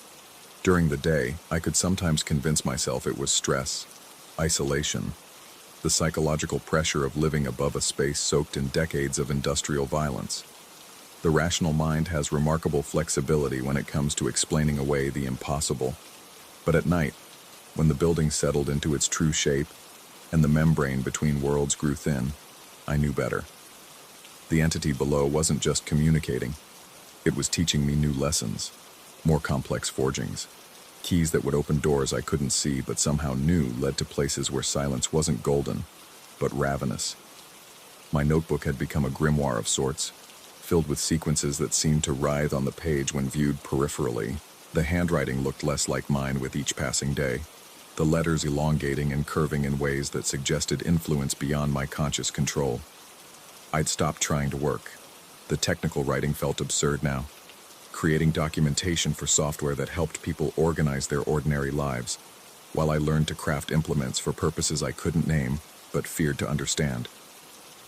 The hammering had become constant, no longer confined to moments when I sought silence. It followed its own schedule now, sometimes gentle and almost conversational, other times urgent and demanding, always purposeful, always teaching. And I was learning. God help me, I was still learning. The key I'd forged had been just the beginning, a simple exercise to test my aptitude before moving on to more sophisticated tools. Each new lesson built upon the last, creating an arsenal of impossible implements designed for tasks that existed in the spaces between thoughts. I'd become a student in a curriculum I couldn't quit, bound to an instructor whose lessons grew more complex with each passing day. The forge below wasn't empty. It had never been empty. It was a classroom, and I was the first pupil to demonstrate sufficient aptitude to advance beyond the preliminary exercises. The latest sequence had lasted 14 hours, a complex rhythm that seemed to reshape the building around it. The walls had whispered, the windows had hummed, and the floorboards had sung in harmonies that made my teeth ache. When it finally ended, I'd found new diagrams in my notebook, blueprints for creating something that looked almost like a door, but functioned more like an invitation. Tonight, I'm supposed to attempt the forging. The patterns are clear, the measurements precise, the timing critical. I understand now why previous tenants had lasted only weeks. They'd lacked the patience to complete their education, abandoning their studies before reaching the advanced coursework. But I'm a diligent student. I take excellent notes. I follow instructions with mechanical precision. And somewhere in the space between learning and madness, I've begun to suspect that the hammering isn't coming from below at all. It's coming from above. Someone else lives in this building. Someone who moved in after I did and started the lessons I've been so carefully following. The entity below isn't the teacher. It's another student, one who's been here much longer and progressed far beyond my current level. The realization should terrify me, but instead it brings a strange sense of relief. I'm not alone in this education. I'm not the first to be chosen for advanced study. As I prepare for tonight's lesson, hammer in hand and notebook open to the latest sequence, I can hear footsteps in the apartment above. Measured, deliberate, following a rhythm I'm beginning to recognize. The true teacher has been with me all along, patient and methodical, waiting for me to progress far enough to recognize the source of my instruction. I raise the hammer, ready to begin tonight's exercise in impossible craftsmanship. The footsteps above shift into the familiar pattern of 3 short, 2 long, 1 sharp crack. Class is in session. Story 7. The Hartwell property had been on the market for 8 months when I first stepped through its front door. 8 months of price cuts and failed inspections, of buyers who walked away after 20 minutes without explanation. The seller, Marcus Hartwell, insisted the house was perfect. Fresh paint throughout, new fixtures, immaculate condition. But houses don't linger like wounded animals unless something's wrong. The smell hit me before I'd even finished my introduction. Smoke, not the pleasant woodsy scent of a fireplace, but something acrid and wrong, like burning plastic mixed with charred meat. It clung to the air in the narrow hallway that connected the living room to the kitchen, a space barely wide enough for 2 people to pass. I paused mid-sentence, my prepared speech about square footage dying on my lips. "Everything all right?" Hartwell asked, though his eyes darted away from mine when he spoke. He was a thin man in his 50s, with the kind of nervous energy that made him constantly adjust his collar and smooth down hair that wasn't out of place. I pulled out my phone's flashlight, a habit from years of showing dimly lit properties. The beam cut through the afternoon shadows, and that's when I saw them. Black patterns covered the walls, intricate arabesques that twisted and curved like Arabic calligraphy or ancient Celtic knots. They weren't painted. They seemed to emerge from the white surface itself, as if the wall had been scorched from within. The designs pulsed gently in the flashlight's glow, expanding and contracting like living tissue. "The walls," I began, but Hartwell was already shaking his head. "White throughout the house," he said quickly. "Fresh coat last month. Benjamin Moore's Swiss coffee. You can check the receipt if you want." I blinked hard and looked again. The walls were white, pristine, unmarked white, but the smell remained. "Must be something in the ventilation," I muttered, though I'd never encountered anything like it. "When did you last have the HVAC serviced?" Hartwell's laugh was too sharp, too quick. "Just last week. Everything's in perfect working order." I spent the next hour going through the motions, measuring rooms, testing faucets, noting the crown molding and hardwood floors that should have made this place an easy sell. But every time I passed through that hallway, my skin crawled. The acrid smell would intensify, and I'd catch glimpses of those black patterns in my peripheral vision. When I turned to look directly, I saw only white walls. Back in my car, I sat for several minutes before starting the engine.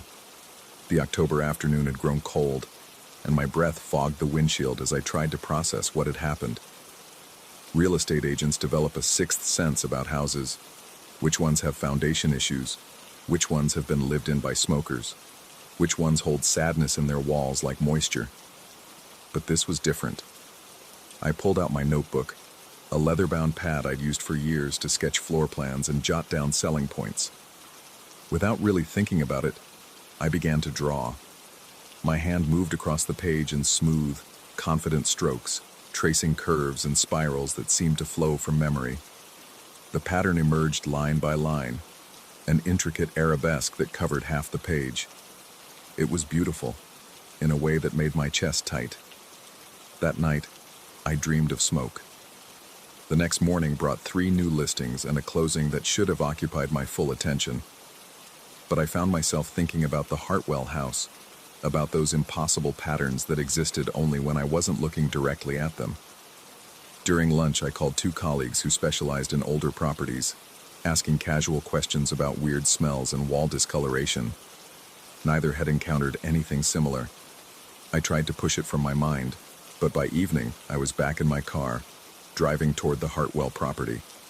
The house looked different in the dying light, smaller somehow, as if it had hunched in on itself. I sat across the street, studying the windows for signs of life.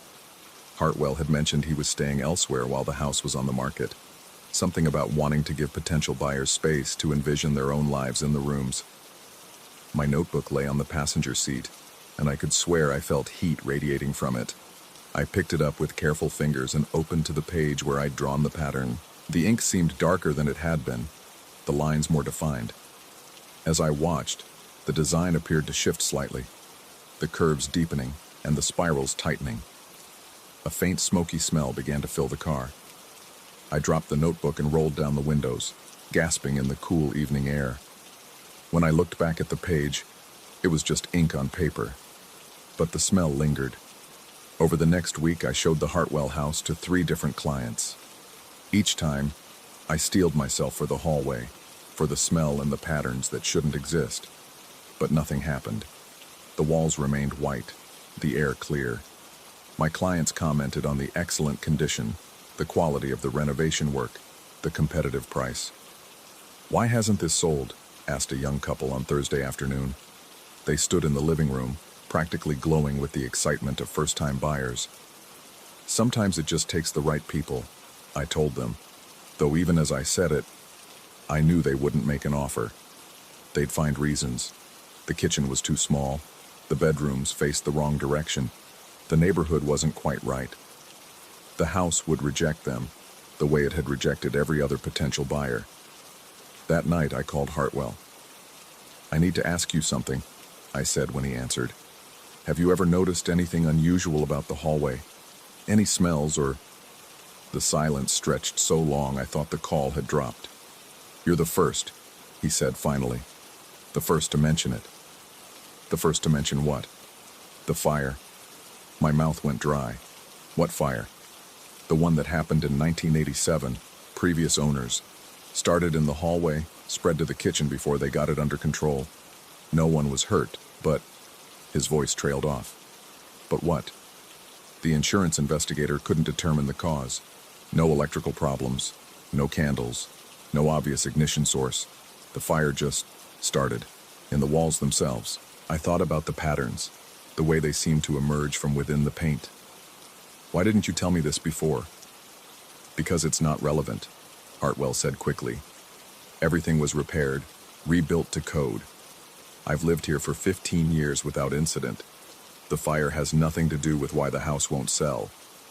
But I knew he was lying, to me and to himself. After hanging up, I sat in my kitchen with the notebook open before me. The arabesque pattern covered the page completely now. I was certain it had grown. The lines were bolder, more complex, branching into fractals that hurt to follow with my eyes. I touched the page with one finger and the paper felt warm. The smell of smoke filled my kitchen. I slammed the notebook shut and shoved it into a drawer, but I could still sense it there, like a small fire smoldering in the darkness.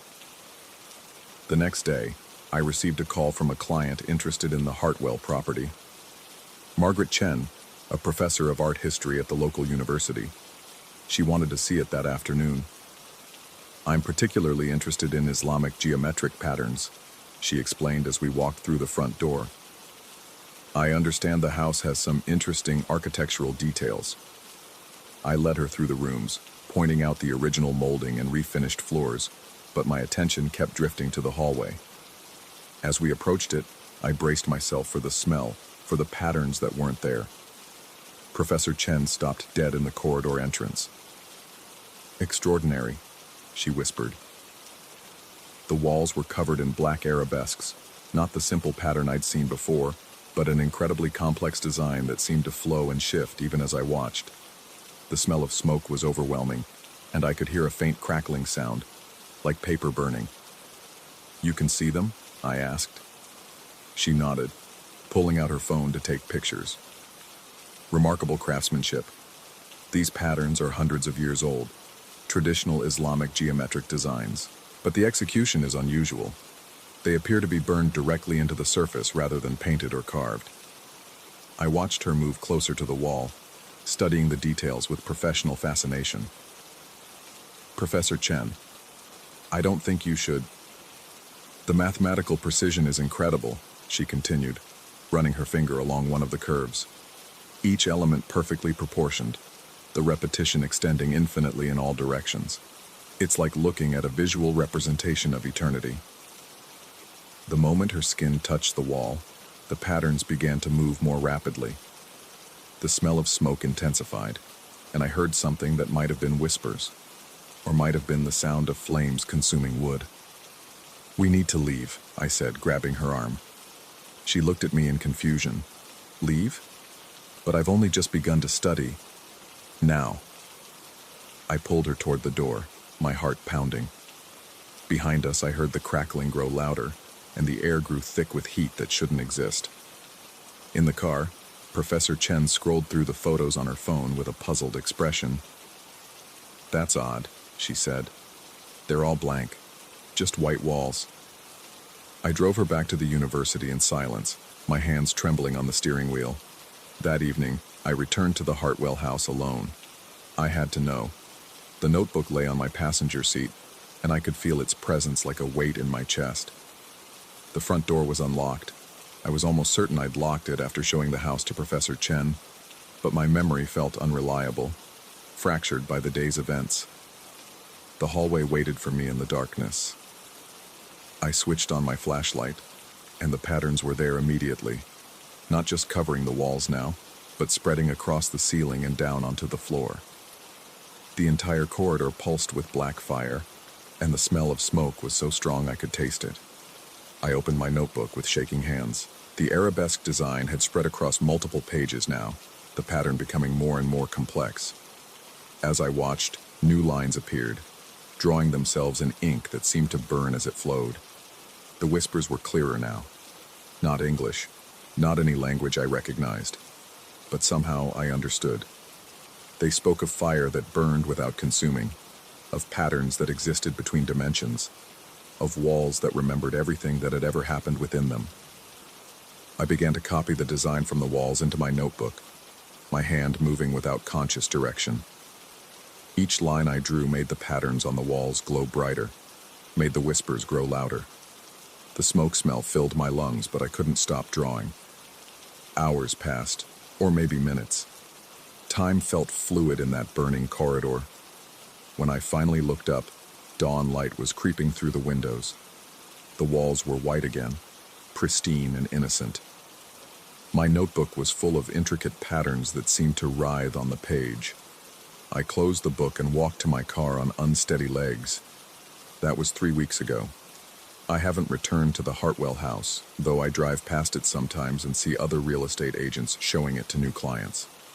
The for sale sign still stands in the front yard, slightly crooked now, as if the earth itself is rejecting it.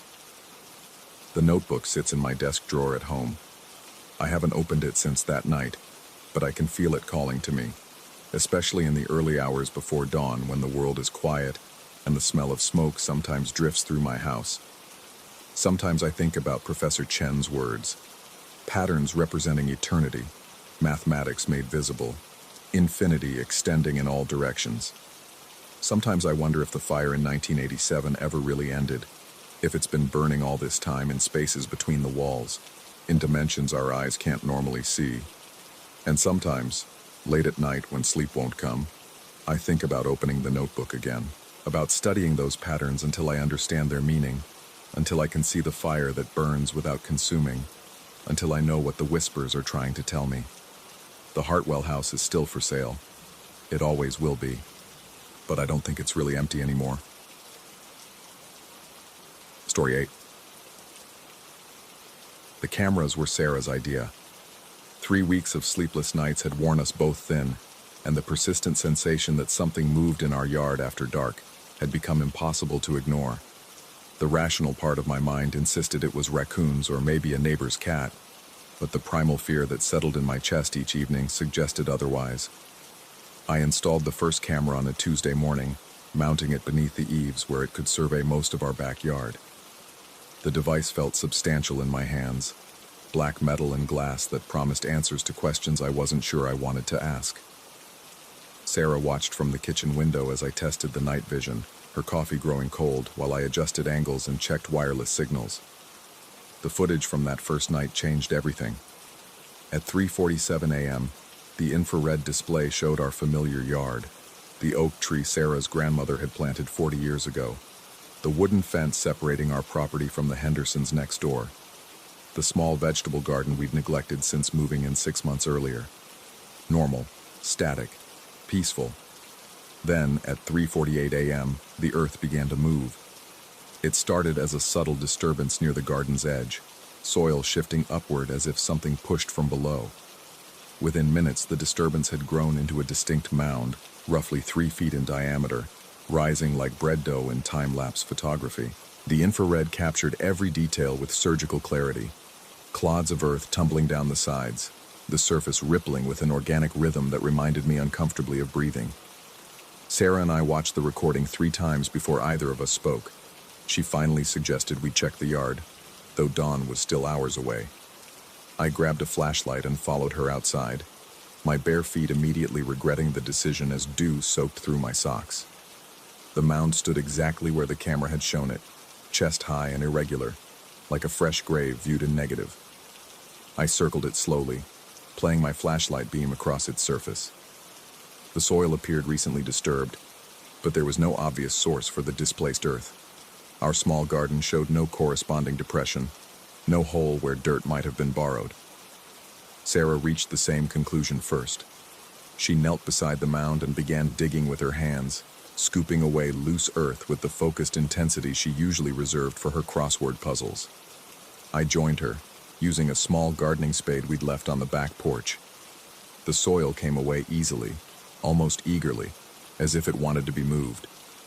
3 feet down, we found nothing. Not nothing in the sense of hitting bedrock or clay. Nothing in the sense of empty space that seemed to extend further than our flashlight could penetrate. I lowered my arm into the hole until my shoulder pressed against ground level, feeling for a bottom that never came. Cool air moved against my skin with the steady rhythm of slow, deep breathing. Sarah's face had gone pale in the flashlight's glow. She suggested we fill it in and pretend we'd never seen it, but curiosity had already taken hold of me like a fever. I wanted to understand what we'd discovered, needed to know if this was some natural phenomenon or something else entirely. We spent the rest of the night watching from our bedroom window. The mound's breathing became more pronounced as dawn approached, its surface rising and falling with hypnotic regularity. Then, as the first gray light touched our fence line, it began to sink. Not collapse, sink, as if the earth below was slowly inhaling the entire structure. By full sunrise, only bare ground remained. The second night brought another mound in a different location, this time near the oak tree. The same impossible emergence, the same hollow core, the same breathing rhythm that seemed to match my own pulse when I concentrated on it. I found myself synchronizing my breathing with the earth's rhythm without conscious thought, a habit that left me feeling dizzy and disconnected. By the fourth night, we documented 7 separate mounds appearing in various locations around our yard. Each left behind the same bottomless hole, each breathed with the same steady cadence. Sarah had stopped watching the recordings, claiming they gave her headaches, but I found myself reviewing them obsessively, searching for patterns that danced just beyond comprehension. The turning point came when I decided to fill one of the holes with concrete. Sarah thought it was overkill, but the breathing earth had begun appearing in my dreams, and I needed to prove to myself that this was a solvable problem.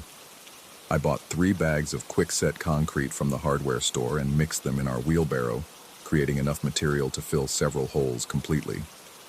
The mound that night appeared near our back fence, larger than previous ones and breathing so deeply that I could hear it from our bedroom. A soft, rhythmic sound like wind moving through distant caves. I waited until it reached full size, then carried my concrete outside in a large bucket. The hole accepted the concrete with the same eager passivity it had shown for our earlier excavations. I poured until the mixture reached ground level, then smoothed the surface with a trowel. The breathing stopped immediately, as if I'd plugged the earth's nostril. I felt proud of my solution until the next morning, when I discovered a new mound on the opposite side of our house, in a section of yard we'd never seen disturbed before. This mound was different, larger, more complex in shape, and crowned with objects that made my breath catch in my throat. Sarah's college ring, which she'd lost during our move, sat half buried in the peak of freshly turned soil. Next to it, my father's reading glasses, the pair he'd been wearing when he died 2 years ago, which I'd kept in a drawer until they'd mysteriously disappeared a month after the funeral. Sarah found her grandmother's wedding dress tangled in the roots of the oak tree, still wrapped in the yellowed tissue paper we'd stored it in before the fabric had vanished from our closet. I discovered my high school baseball glove buried beneath a layer of soil near our front steps, still carrying the scent of leather oil in summer afternoons despite having been missing for over a decade. The earth was returning things to us. Things we'd lost, things we'd forgotten, things we'd never expected to see again. Each emergence brought new treasures and new questions that carved themselves deeper into my consciousness. How did these objects travel through solid ground? Where had they been stored during their absence? And why were they coming back now? I stopped sleeping properly. Every sound in the house became potential evidence of movement. Every creak in the floorboards a sign that the breathing earth had somehow found its way inside. Sarah started taking longer showers and spending extended periods grocery shopping, though she never brought home more than a few items. Our conversations became careful negotiations around topics we both recognized, but refused to name directly. The breathing grew louder. What had started as a subtle rhythm, audible only during the deepest part of night, gradually became a constant presence, like living next to a freeway or beneath an airport flight path. I found myself holding my breath to better hear the earth's rhythm, then gasping when my lungs demanded air. The synchronization between my breathing and the yards became so complete that I sometimes couldn't tell which of us was setting the pace. Sarah mentioned seeing mounds during daylight hours, small ones that appeared and disappeared between her glances out the kitchen window. I installed additional cameras to capture these anomalies, but the recording showed only normal yard activity: birds, squirrels, the play of shadows across grass. Yet Sarah's descriptions were so detailed, so specific, that I began to wonder if the cameras were somehow failing to record what was actually happening. The objects kept coming. Sarah's grandmother's china, piece by piece, emerging from different mounds like treasures from a sunken ship. My mother's jewelry, still in its original boxes despite having been buried with her 5 years ago. Books I'd owned as a child, their pages unmarked by soil despite having spent unknown time underground. I started mapping the emergence patterns, tracking which areas produced which types of objects. Personal items appeared near the house itself, while family heirlooms emerged closer to the property's borders. The most valuable discoveries came from the deepest mounds, those that breathed most heavily and took longest to dissolve at dawn. The pattern suggested intelligence, purpose, as if something below was carefully selecting which memories to return, which pieces of our past deserved resurrection. Sarah began talking about moving. She'd found a rental property across town, she said, somewhere we could start fresh without the constant sensation of being watched from below. But the idea of leaving filled me with panic I couldn't rationally explain. What if the breathing earth followed us? What if it kept our treasures hostage until we returned? What if this was happening only to us, in this specific place, and moving would mean losing our connection to something larger than ourselves? I convinced her to stay another week. That week brought the most disturbing discovery yet. A mound appeared directly beneath our bedroom window, larger than any previous emergence, and breathing so heavily that our entire house seemed to pulse with its rhythm.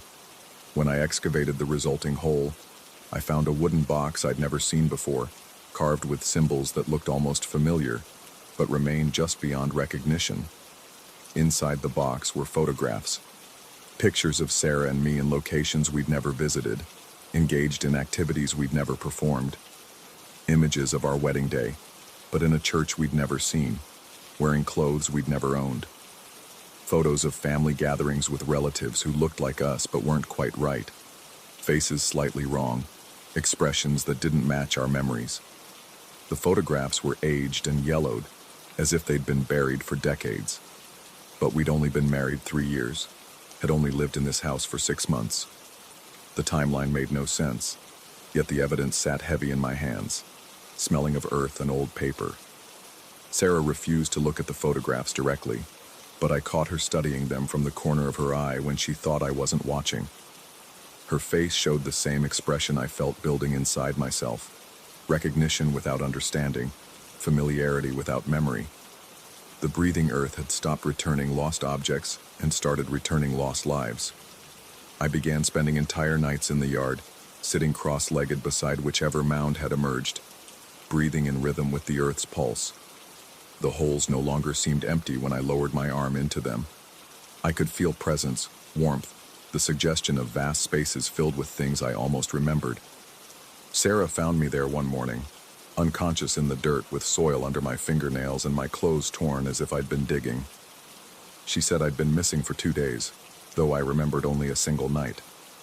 The mound beside me held a photograph of myself as a child, standing in our current backyard next to the same oak tree, but wearing clothes from decades before my birth. That was when Sarah packed her bags.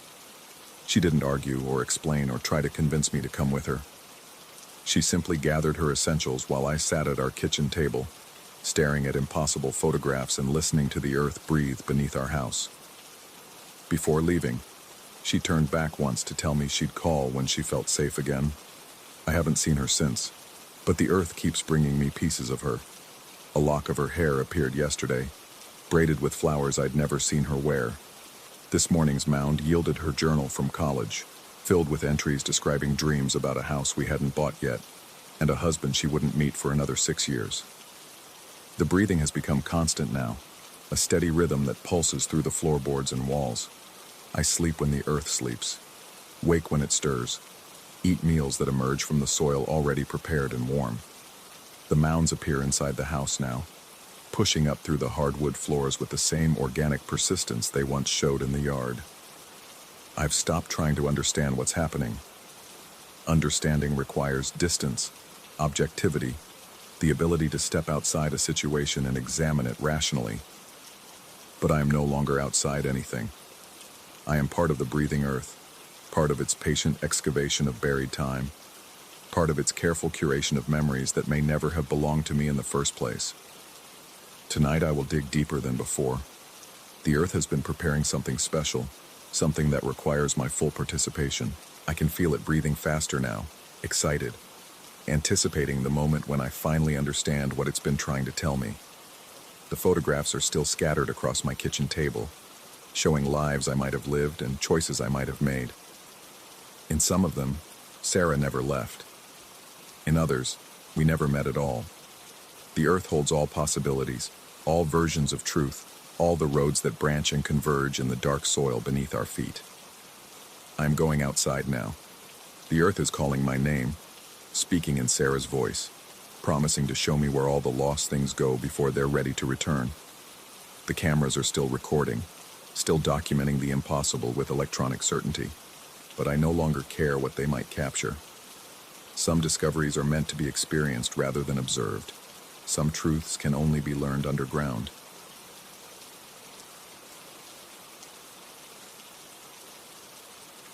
Story 9.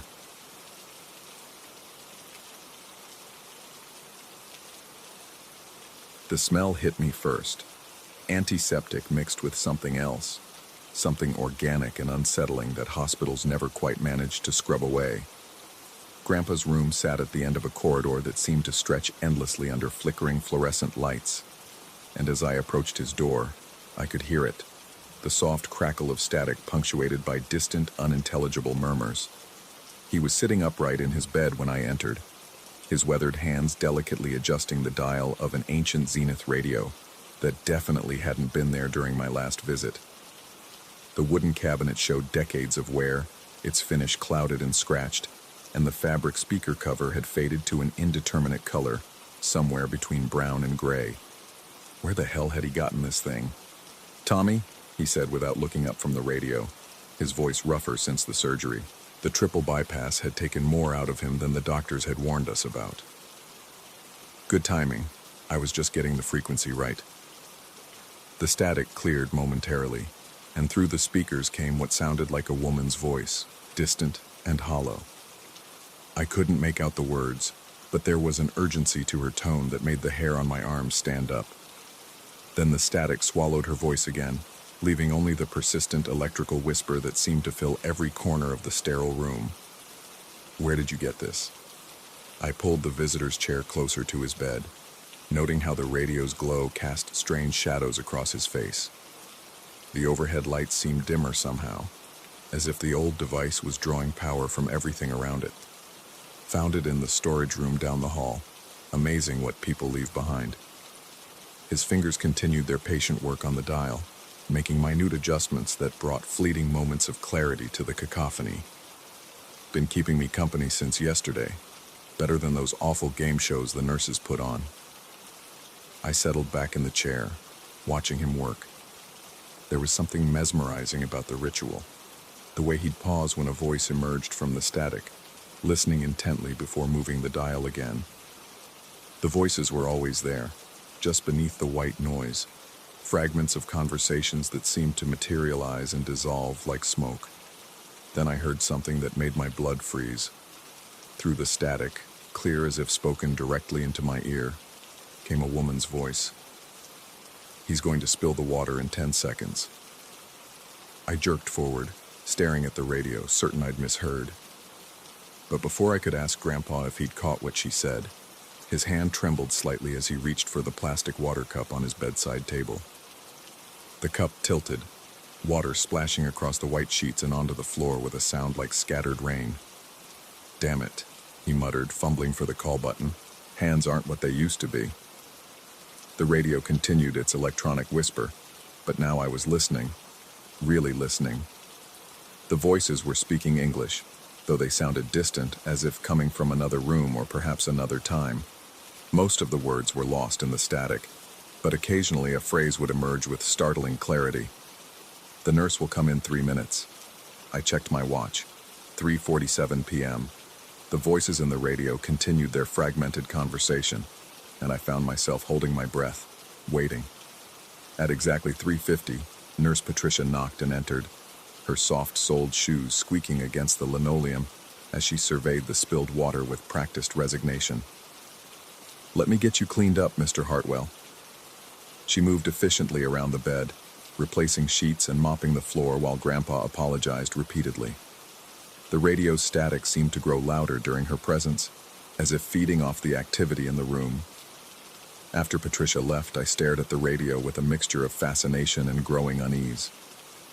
"Grandpa, have you noticed anything unusual about that thing?" He paused in his dial adjustment, his rheumy eyes meeting mine with an intensity I hadn't seen since before his surgery. "You heard them too, didn't you?" The admission sent a chill down my spine. I nodded slowly, afraid to voice what we both seemed to be thinking. "Started yesterday afternoon. At first I thought it was just regular radio chatter, CB radio or something. But then..."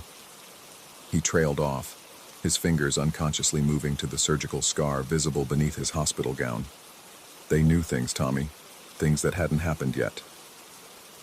Over the next hour, I documented 5 more instances.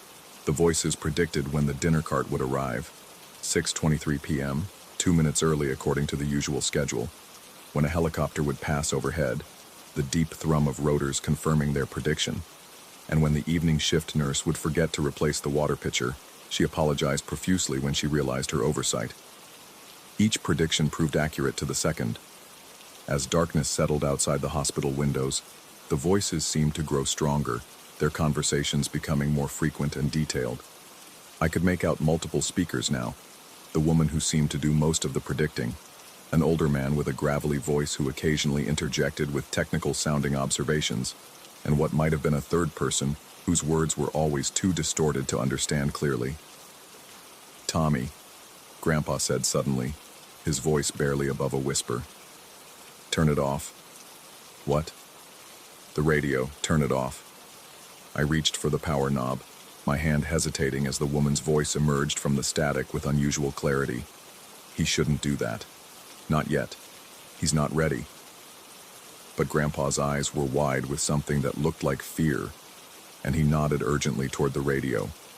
I twisted the knob, and the voices died instantly, leaving only the oppressive silence of the hospital room and the distant hum of medical equipment. That's when I heard her. The woman's voice, coming not from the radio, but from somewhere inside my left ear, as clear as if she were whispering directly into my brain. "The lights will flicker in 5 seconds." I counted under my breath. 1, 2, 3, 4, and on 5, the fluorescent lights above us stuttered and dimmed before resuming their steady glow. "Jesus Christ," I breathed, my hand instinctively moving to my ear. The voice was gone, but the sensation lingered like the phantom sound of ringing after a loud noise. Grandpa was watching me with an expression of grim understanding. "How long have you been hearing them without the radio?" That was the first time. My voice sounded strange to my own ears, hollow and distant. "How did you know?" "Because it's been happening to me since this morning. The radio just makes them louder, but they're always there now, in my left ear. Always predicting." He touched his chest where the surgical scars lay hidden beneath his gown. "I think they did something to me during the surgery, Tommy. Something they're not telling us about." The woman's voice returned, intimate and invasive. "He's going to ask about the surgery in 30 seconds. I tried to shake the voice away, but it clung to my consciousness like smoke. True to her prediction, Dr. Reeves knocked and entered exactly 30 seconds later, his usual professional smile faltering slightly when he saw our expressions. "How are we feeling tonight, Mr. Hartwell? I wanted to check on your incision and see how you're adjusting." As the doctor performed his examination, the voices provided a running commentary that only I could hear. They predicted each of his movements, each question he would ask, each note he would make on his tablet. The precision was terrifying, as if we were all following a script that had been written in advance. When Dr. Reeves left, I found myself staring at the silent radio with new understanding. "It's not the radio, is it?" Grandpa shook his head slowly. "I don't think so. I think the radio just helped us notice something that was already there. But what is it? Some kind of side effect from the anesthesia? Brain damage from the surgery? Or maybe," he said quietly, "we're picking up something that was always broadcasting. Maybe the surgery just tuned us in. The implications of his words settled over me like a heavy blanket. If these voices were real, if they could genuinely predict the future, what did that mean about free will? About choice? Were we simply actors following predetermined paths? Our every decision already scripted and broadcast to anyone with the right frequency? The woman's voice returned, and this time there was something almost sympathetic in her tone. He's starting to understand now. The fear is natural, the questioning, but he needs to know that fighting it only makes the signal stronger. I pressed my palm against my left ear, trying to block out the intrusion, but her words seemed to come from inside my skull. His grandfather will ask him to stay the night in 45 minutes. He'll say yes, even though he doesn't want to. He'll spend the night listening to us, trying to understand, and by morning he'll know that some doors once opened can never be closed again. The accuracy of her previous predictions gave her words a terrible weight.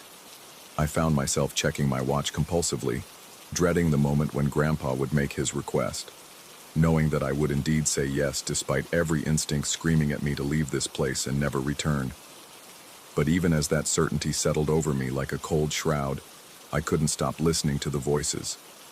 They had become a drug, each confirmed prediction feeding a growing addiction to their impossible knowledge. What would they tell me next?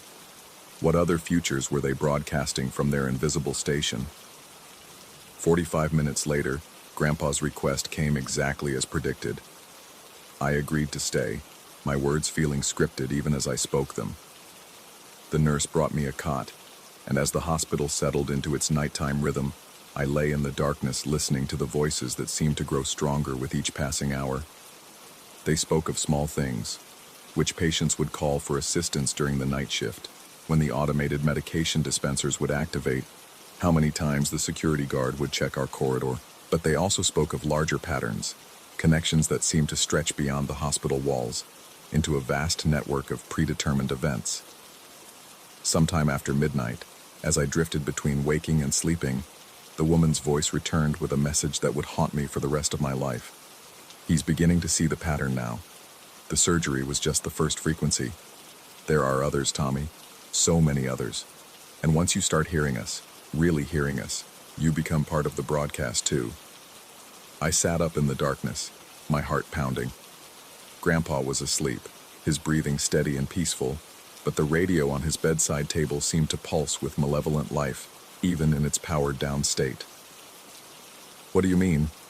I whispered to the empty room, but the voices had gone quiet, leaving only the antiseptic silence and the growing certainty that I would never leave this frequency behind. Somewhere in the static between stations, between sleeping and waking, between what was and what would be, I had become part of their endless broadcast, and the most terrifying part was that I was no longer sure I wanted to tune out.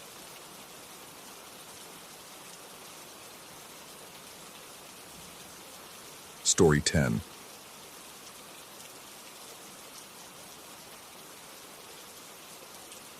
The brass tap handles felt colder than usual under my fingers as I wiped down the bar for the third time that night. Murphy's public house had been quiet since 10, unusually quiet for a Friday.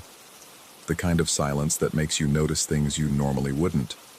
The electric hum of the beer coolers, the distant rumble of traffic on 9th Street, the way shadows seemed to pool in corners despite the overhead lights blazing at full strength. I'd been tending bar here for 8 years, long enough to know the rhythm of closing time like a practice dance. Chairs stacked, floors mopped, registers counted, taps cleaned. The routine had always been my anchor, especially after rough nights. Tonight felt different, though I couldn't pinpoint why. Maybe it was the absence of our regular Friday crowd, or maybe it was the empty stool at the far end of the bar where Eddie Carmichael used to sit. Eddie had been coming to Murphy's every Friday for the better part of 2 decades, ordering the same thing: Guinness on tap, extra foam, in a chilled glass. He'd nurse that pint for exactly 47 minutes. I'd timed it once out of curiosity, then leave a $5 tip and walk home to his apartment 6 blocks away. Last Friday, he hadn't shown up. Word around the neighborhood was that he'd passed peacefully in his sleep the night before, found by his landlord when the rent was 3 days late. I tried not to think about Eddie as I moved through my closing routine, but his absence felt heavier than presence ever had. The Guinness tap seemed to mock me from its position at the far right of the beer system, its black handle gleaming under the bar lights like an accusatory finger. The first drops appeared at 12:47 a.m. I noticed them while counting the register, tiny dark spots on the white towel I'd spread beneath the taps to catch drips. At first, I assumed it was condensation. The cooler lines ran cold, and moisture buildup was common during humid September nights like this. But when I looked closer, the liquid was too dark, too thick. It moved with the consistency of motor oil, leaving dark stains that didn't absorb into the fabric like water should. A chill ran down my spine as I traced the source. The Guinness tap was weeping black tears. I grabbed a bar rag and wiped the spout clean, expecting to find a loose connection or a problem with the line. The tap felt normal, cool metal, slightly damp from condensation.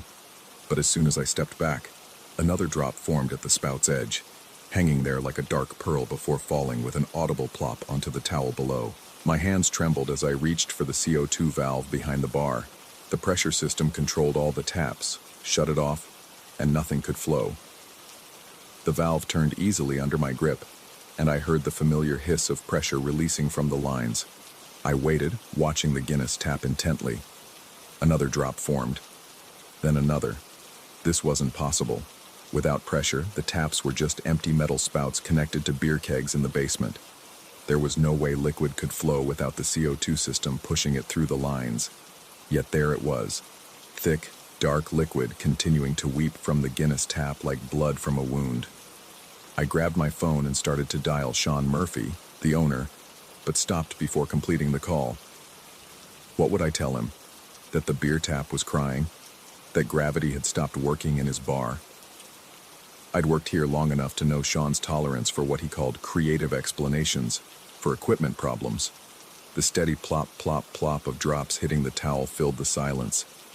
Each impact seemed louder than the last, echoing in the empty bar like a metronome counting down to something I couldn't name. I forced myself to focus on logical explanations. Residual pressure in the lines, a faulty valve, temperature differential causing condensation. There had to be a rational cause. I decided to trace the beer line to its source. The basement storage room housed all 6 kegs, connected to the upstairs taps through a network of plastic tubing and pressure regulators. Maybe there was a leak somewhere, or a backup valve I'd forgotten about. The basement stairs creaked under my weight as I descended, each step echoing in the confined space. The storage room smelled of stale beer and dampness, with undertones of something else, something organic and slightly sweet that made my stomach turn. I flicked on the bare bulb hanging from the ceiling, casting harsh shadows between the steel kegs lined against the far wall. The Guinness keg sat at the end of the row, a tall cylinder of brushed aluminum connected to the others by a web of clear plastic tubing. I followed the line from the keg to where it disappeared through a hole in the ceiling, running up to the tap 20 feet above. Everything looked normal. Proper connections, no visible leaks, pressure gauges reading 0 just as they should with the system shut down. But the keg was vibrating. It was subtle at first, barely perceptible tremors that I felt more than saw. As I placed my hand on the cool metal surface, the vibrations intensified, becoming a steady thrumming that seemed to originate from deep within the container. The sensation reminded me of placing my hand on a washing machine during the spin cycle, except this felt organic, rhythmic, like a heartbeat. I jerked my hand away and stumbled backward, knocking over a case of empty bottles. The crash of glass on concrete echoed through the basement like gunshots, and in the sudden silence that followed, I heard something that made my blood freeze, the unmistakable sound of liquid flowing through the line above my head. Not dripping, flowing. I raced back upstairs, taking the steps 3 at a time. The sight that greeted me at the bar defied every law of physics I'd ever learned. The Guinness tap was running, not dripping, but flowing in a steady stream of thick, black liquid that had the consistency of crude oil. It moved sluggishly, coating the spout, and running down the tap handle in dark rivulets that pooled on the bar surface like spilled ink. The smell hit me next. metallic and organic, with undertones of decay that made my gorge rise. This wasn't beer, not anymore. Whatever was flowing from that tap had transformed into something else entirely, something that belonged in a morgue rather than a bar. I lunged for the tap handle, trying to force it closed, but it was already fully shut. The liquid continued to flow regardless, as if the handle's position was merely a suggestion rather than a mechanical control. Dark foam began to build around the base of the tap, growing like a malignant tumor across the polished surface of the bar. Panic set in as I watched the viscous stream spread, staining everything it touched with oily blackness. I grabbed every towel I could find, trying to contain the flow, but the liquid seemed to repel absorption. It moved with purpose, seeking the edges of the bar and dripping onto the floor in fat, heavy drops that echoed through the empty pub like a percussion section gone mad. That's when I heard Eddie's voice. It came from everywhere and nowhere, a whisper that seemed to originate from inside my own skull. Friday night special. Extra foam. Don't forget the toast. The words were unmistakably Eddie's, the same gravelly tone roughened by 40 years of unfiltered cigarettes, the same slight Boston accent that colored his vowels. But Eddie was gone. Eddie was ash in an urn somewhere, or buried in a plot across town. Eddie couldn't be here, whispering requests for beer that had transformed into this nightmare substance flowing across my bar. You always remembered, the voice continued, and I spun around, searching the empty pub for its source. Friday nights, same stool, same order, same tip. The flow from the tap increased, and I watched in horror as the dark liquid began to foam. But this wasn't the creamy white head that normally crowned a proper Guinness. This foam was black as midnight, expanding rapidly and carrying with it the acrid smell of wet earth and copper pennies. I backed away from the bar, my rational mind struggling to process what I was witnessing. Hallucination, I told myself. Stress-induced psychotic break. Carbon monoxide poisoning from a faulty heating system. Anything but the alternative, that somehow, impossibly, Eddie Carmichael was still ordering his Friday night pint. The toast, Eddie's voice whispered again, seeming to come from the growing mass of black foam. You never forget the toast. And I remembered. Eddie never just drank his beer. He always raised the glass first, usually to the memory of his late wife Margaret, sometimes to the Red Sox if they'd won that week, occasionally to another Friday survived. It was part of his ritual, as fixed and predictable as his 47-minute drinking schedule. The foam continued to expand, spilling over the edge of the bar and onto the floor where it pooled in impossible defiance of gravity. It didn't spread randomly like normal liquid. Instead, it moved with intention, flowing toward the stool where Eddie used to sit. The metallic smell intensified, joined now by something sweeter and more disturbing. The cloying scent of flowers left too long in stagnant water. My hands shook as I reached for a clean pint glass from the rack behind me. The logical part of my mind screamed that this was insane, that I was feeding into a delusion that could only worsen with encouragement. But the primitive part of my brain, the part that remembered childhood fears of monsters under the bed, recognized the truth. Something was profoundly wrong here, and whatever it wanted, resistance seemed futile. The glass felt unnaturally heavy as I positioned it under the flowing tap. The dark liquid filled it slowly, coating the sides with an oily film that reflected the overhead lights like crude petroleum. The smell rose from the glass in waves, making my eyes water and my stomach churn. When the glass was full, I lifted it with trembling hands. The liquid inside moved sluggishly, as if it were thicker than it appeared. Dark foam clung to the rim like scum on a pond, and when I looked closely I could swear I saw shapes moving within its depths, shadows that shouldn't exist in something so opaque. To Eddie Carmichael, I whispered, my voice barely audible above the sound of my own thundering heartbeat. The moment the words left my lips, the flow from the tap stopped as abruptly as if someone had thrown a switch.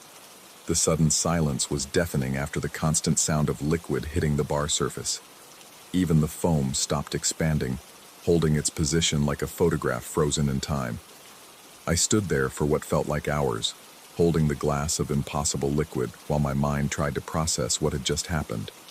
The rational explanations I'd been clinging to crumbled under the weight of evidence. This wasn't equipment failure or stress-induced hallucination.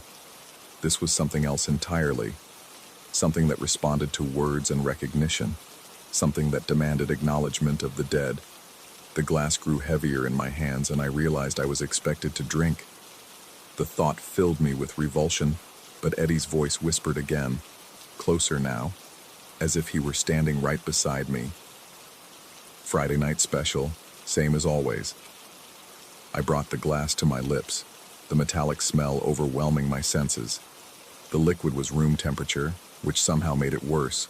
Warm like blood, thick like syrup. As it touched my tongue, flavors exploded across my palate. Copper and earth, with undertones of something organic and slightly sweet.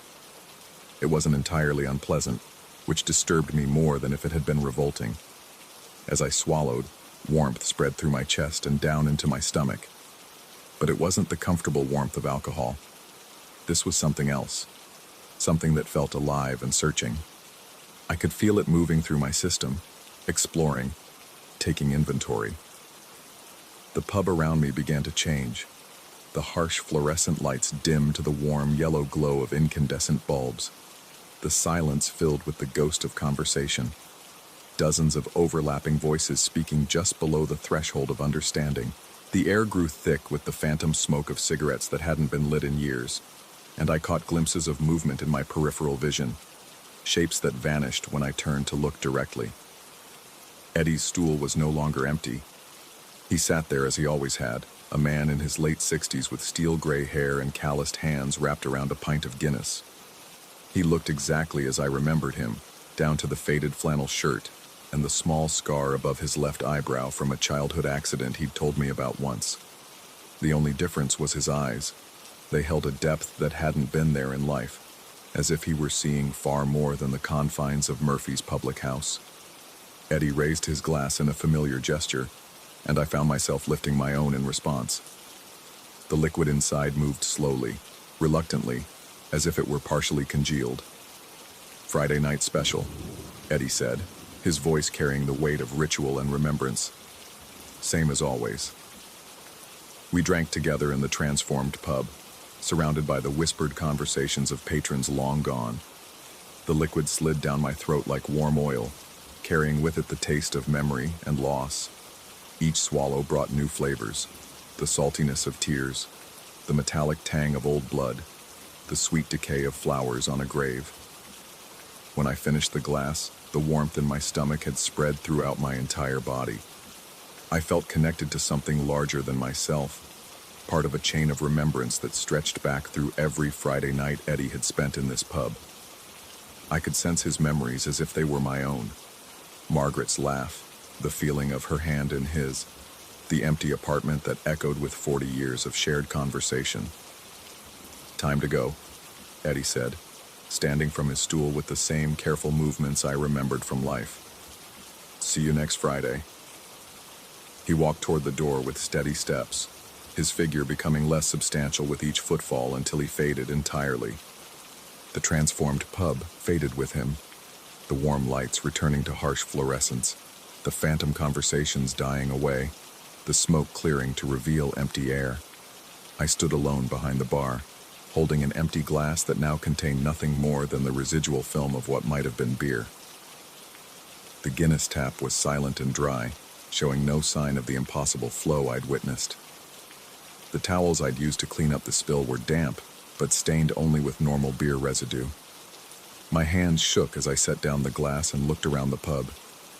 Everything appeared normal, chairs stacked, floors clean, taps silent. But the taste lingered in my mouth, metallic and warm, and I could still feel that strange warmth moving through my system like a slow-acting drug. I finished my closing routine in a daze, mechanically completing each task while my mind struggled to process what had happened. Was it real? Had I actually served a pint to a dead man? Or had I suffered some kind of breakdown brought on by stress and grief? The evidence supported the latter explanation. There was no sign of the supernatural events I remembered so vividly. But as I locked the door and stepped into the cool September night, I felt a presence watching me from the darkened windows of Murphy's public house. And in my pocket, my phone buzzed with a text message from an unknown number. Same time next week, don't forget the foam. I deleted the message without reading it twice, but the words had already burned themselves into my memory.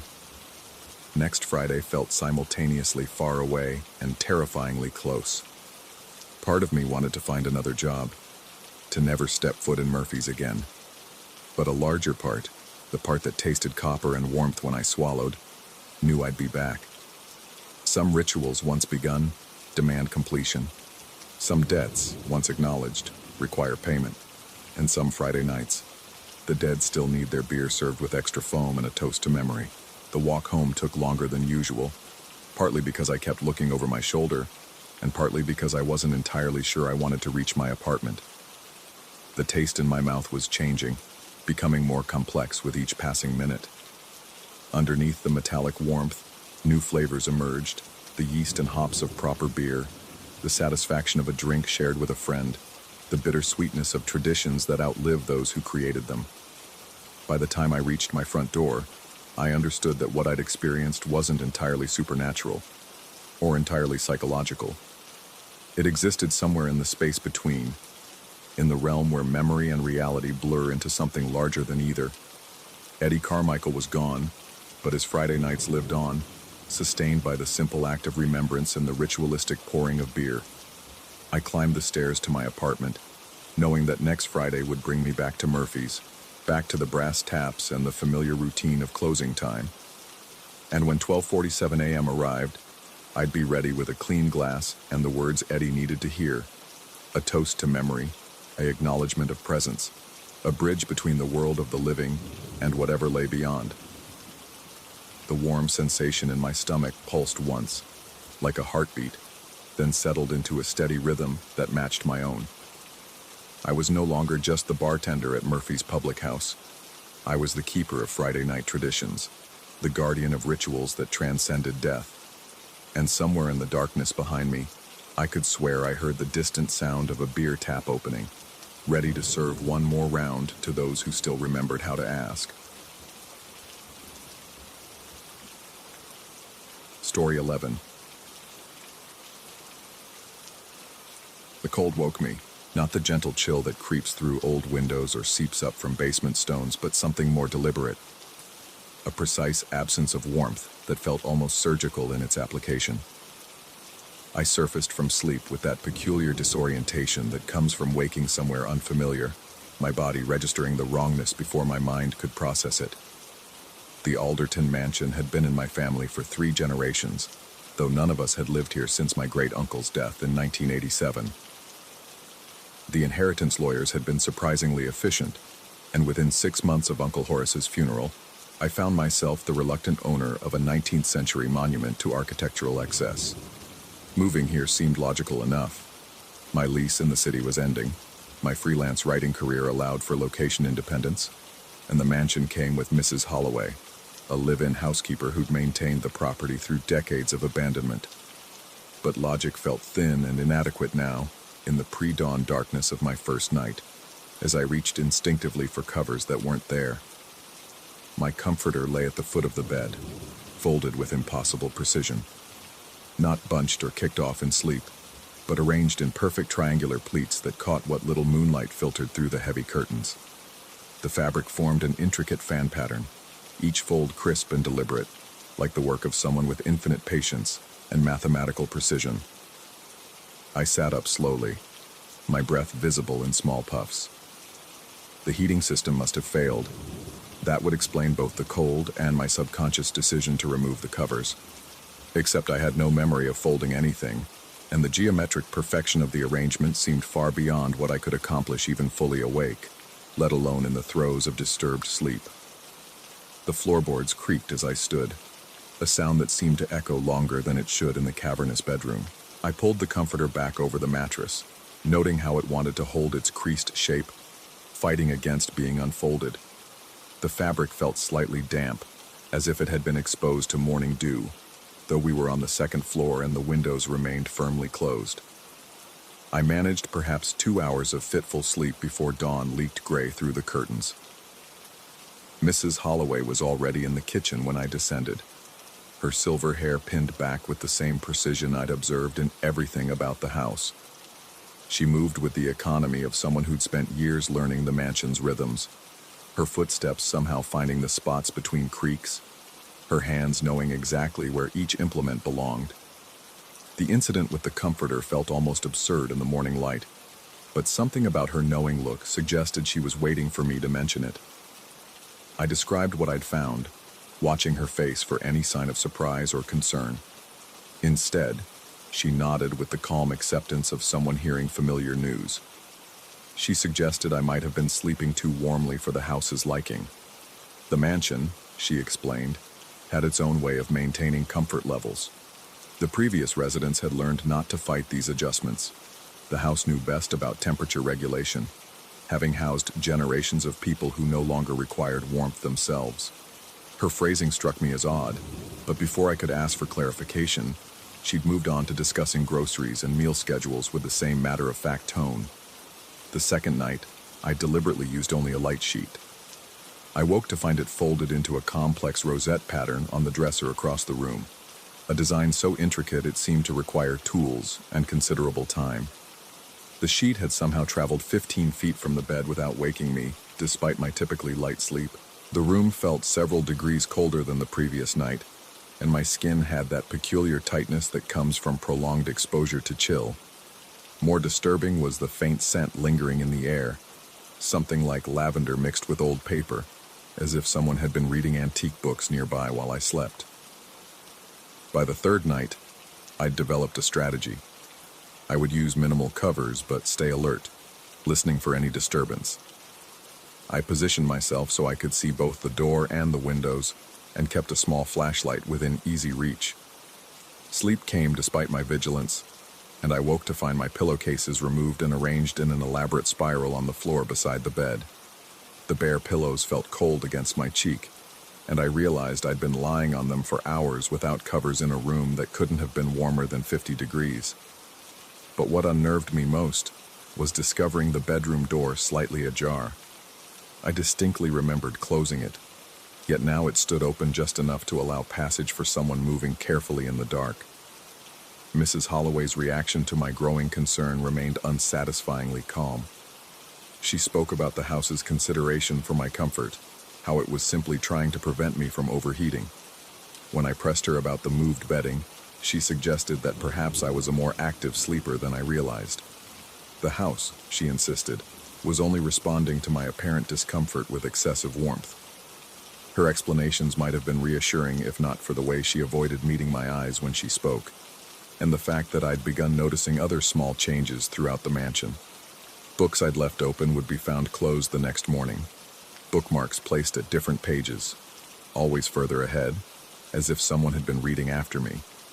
Chairs would be positioned differently in rooms I rarely used, turned to face corners or walls instead of the natural focal points of windows or fireplaces. Once I discovered all the curtains on the first floor had been adjusted to precise heights, creating a pattern of light and shadow that transformed familiar spaces into something subtly wrong. The house felt increasingly like a living thing, breathing around me in ways that had nothing to do with settling timber or thermal expansion. Sounds seemed to migrate. A creak starting in one room would finish in another, as if the building itself was slowly shifting position. The heating system would cycle on at irregular intervals, regardless of the thermostat settings, filling the halls with whispers of moving air that carried no actual warmth. I began leaving small indicators to test my sanity. Coins placed at specific angles, pens positioned precisely on desk edges, doors open to measured degrees. Each morning brought subtle alterations that could be explained by forgetfulness or imagination, yet accumulating evidence suggested something far more deliberate. The fourth night, I decided to stay awake.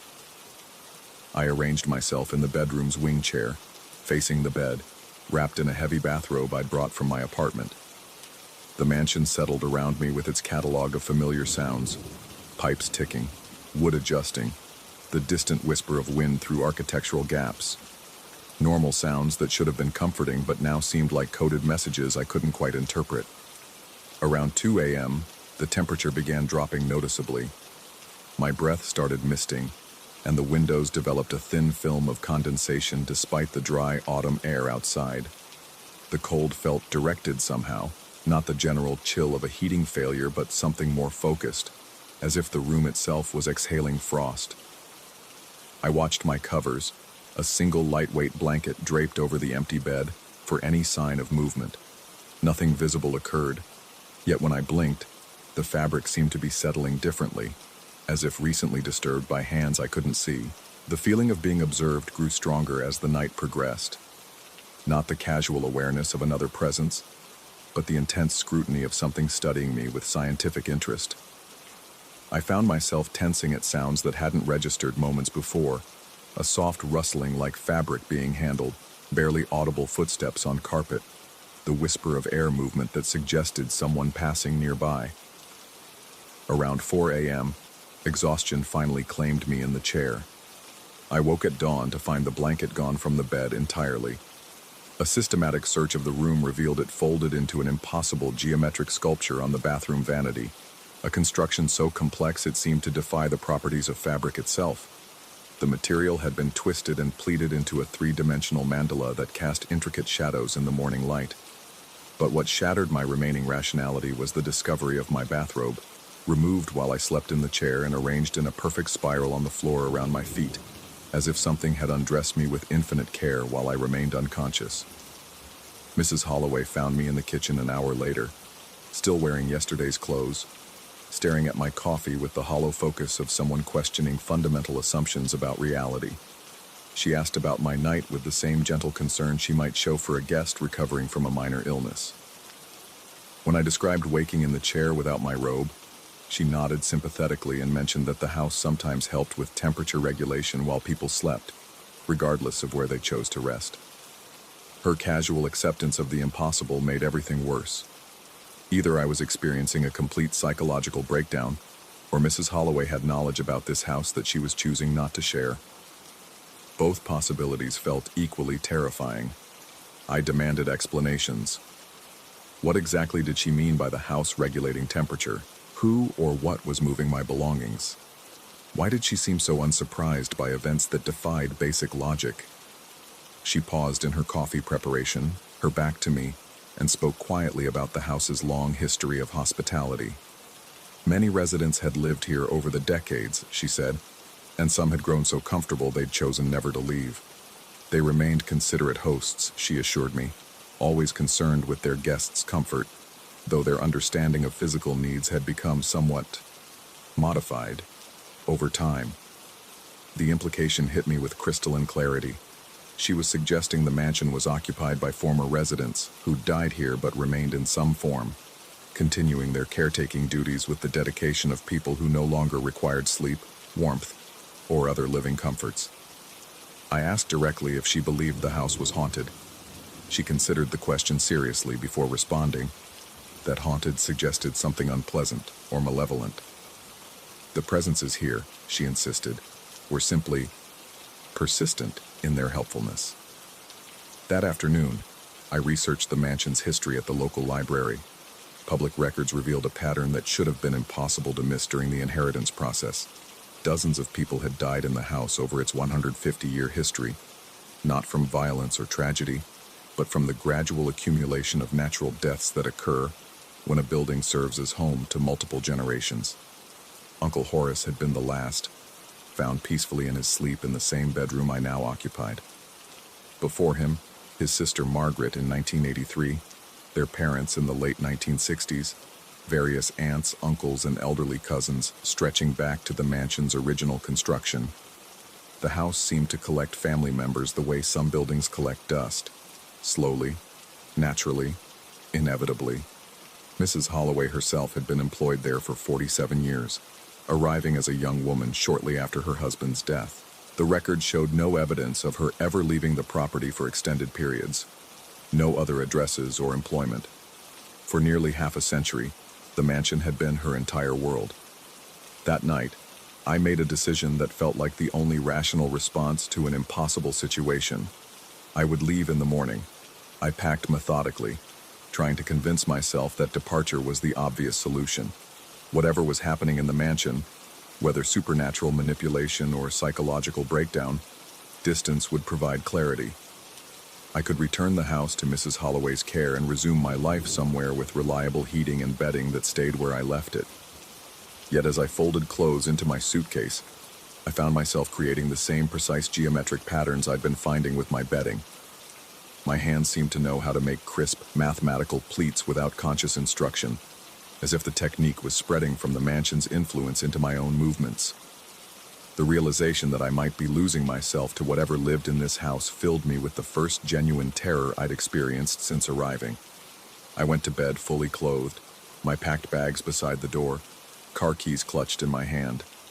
If I woke to find myself undressed and my belongings rearranged, I would know with certainty that something beyond my control was affecting my mind and body. Sleep came surprisingly easily, perhaps aided by the relief of having made a decision. I woke at dawn, still dressed, keys still in my hand. My bags remained where I'd left them, untouched and ready for departure.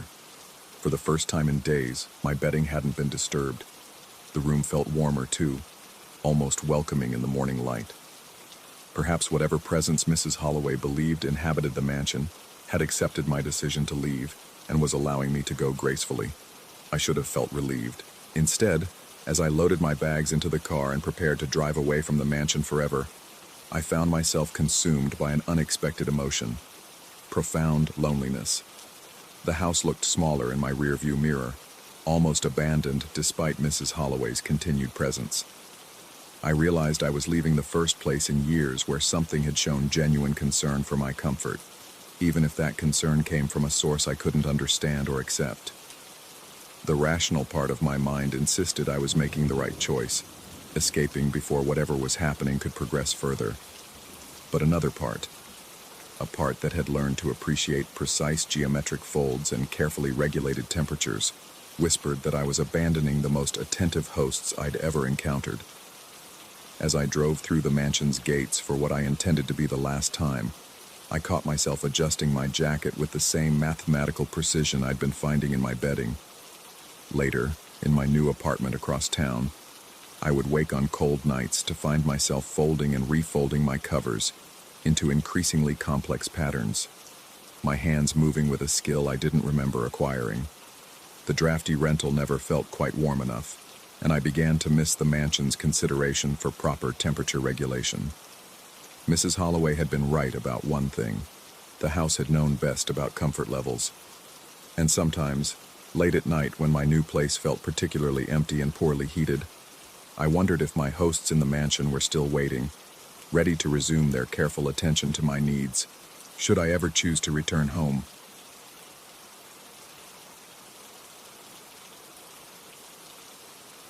Story 12.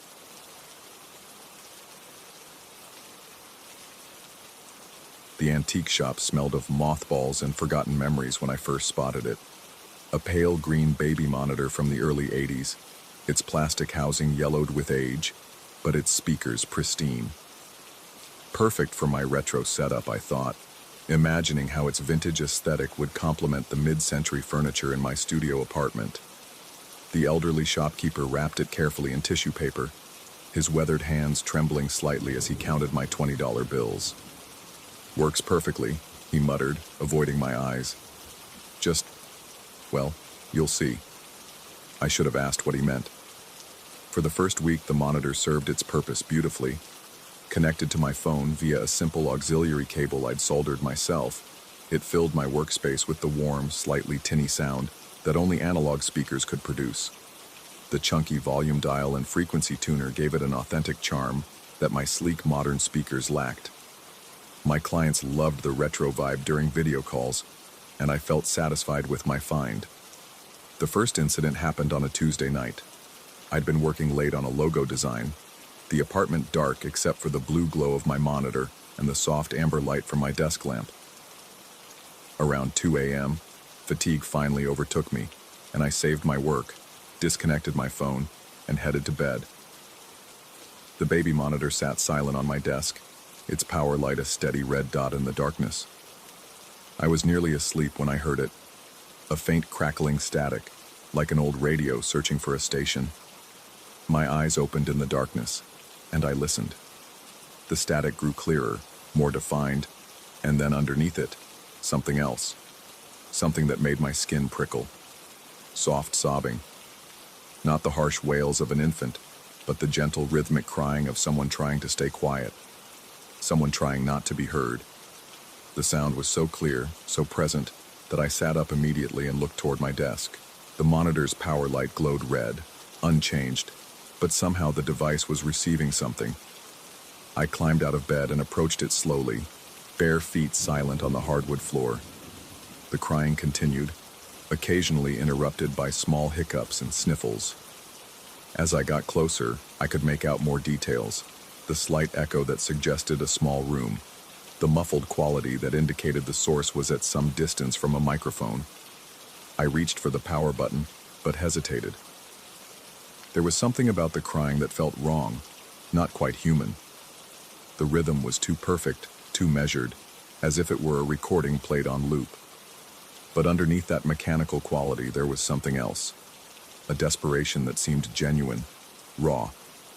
When I finally pressed the power button, the crying stopped instantly, cut off mid-sob. The silence that followed felt oppressive, charged with an energy that made the hair on my arms stand up. I unplugged the device completely and returned to bed, but sleep eluded me for hours. The next morning, I convinced myself it had been a dream, or perhaps interference from a nearby apartment building. Old electronics were notorious for picking up stray signals. I'd heard stories of baby monitors receiving transmissions from houses blocks away, or even radio stations from distant cities under the right atmospheric conditions. But when I examined the monitor in daylight, something troubled me. The device was completely self-contained. No antenna. No obvious way for it to receive external signals when disconnected from any input source. The auxiliary cable had been unplugged. There was no wireless capability built into the vintage unit. Yet somehow, it had been receiving something. I spent the day researching the model online, finding scattered references in electronics forums and vintage audio communities. Most posts were routine, people asking about replacement parts or sharing restoration tips. But buried in one thread, I found a comment that made me pause. Weird thing about these old Kidco monitors, they sometimes pick up signals they shouldn't. Had one years ago that would randomly broadcast conversations from God knows where. Figured it was crossed wires or something, but when I opened it up, couldn't find any explanation. Sold it to a thrift store eventually. Thing gave me the creeps. I stared at the comment for a long time, my coffee growing cold beside me.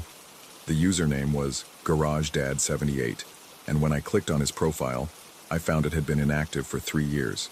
No way to contact him. No follow-up posts explaining what he'd experienced. That evening, I deliberately left the monitor unplugged and powered down, but I found myself glancing at it repeatedly as I worked. The device sat there innocuously, its retro charm suddenly feeling more ominous than appealing. Around midnight, I noticed the room had grown unusually quiet. No traffic noise from the street below, no sounds from neighboring apartments. Even the usual hum of my computer seemed muted. The static began again at 12:47 a.m. This time, I was ready. I had my phone out, recording app open, prepared to document whatever I heard. The crackling grew stronger, more focused, and then the crying began again. But tonight, it was different. Tonight, there were words. Soft humming first, a lullaby I didn't recognize. The melody was simple, repetitive, but sung with a voice that seemed to waver between different tones, as if the singer couldn't quite decide on the right pitch. The humming continued for several minutes, occasionally broken by those same quiet sobs, and then words began to emerge.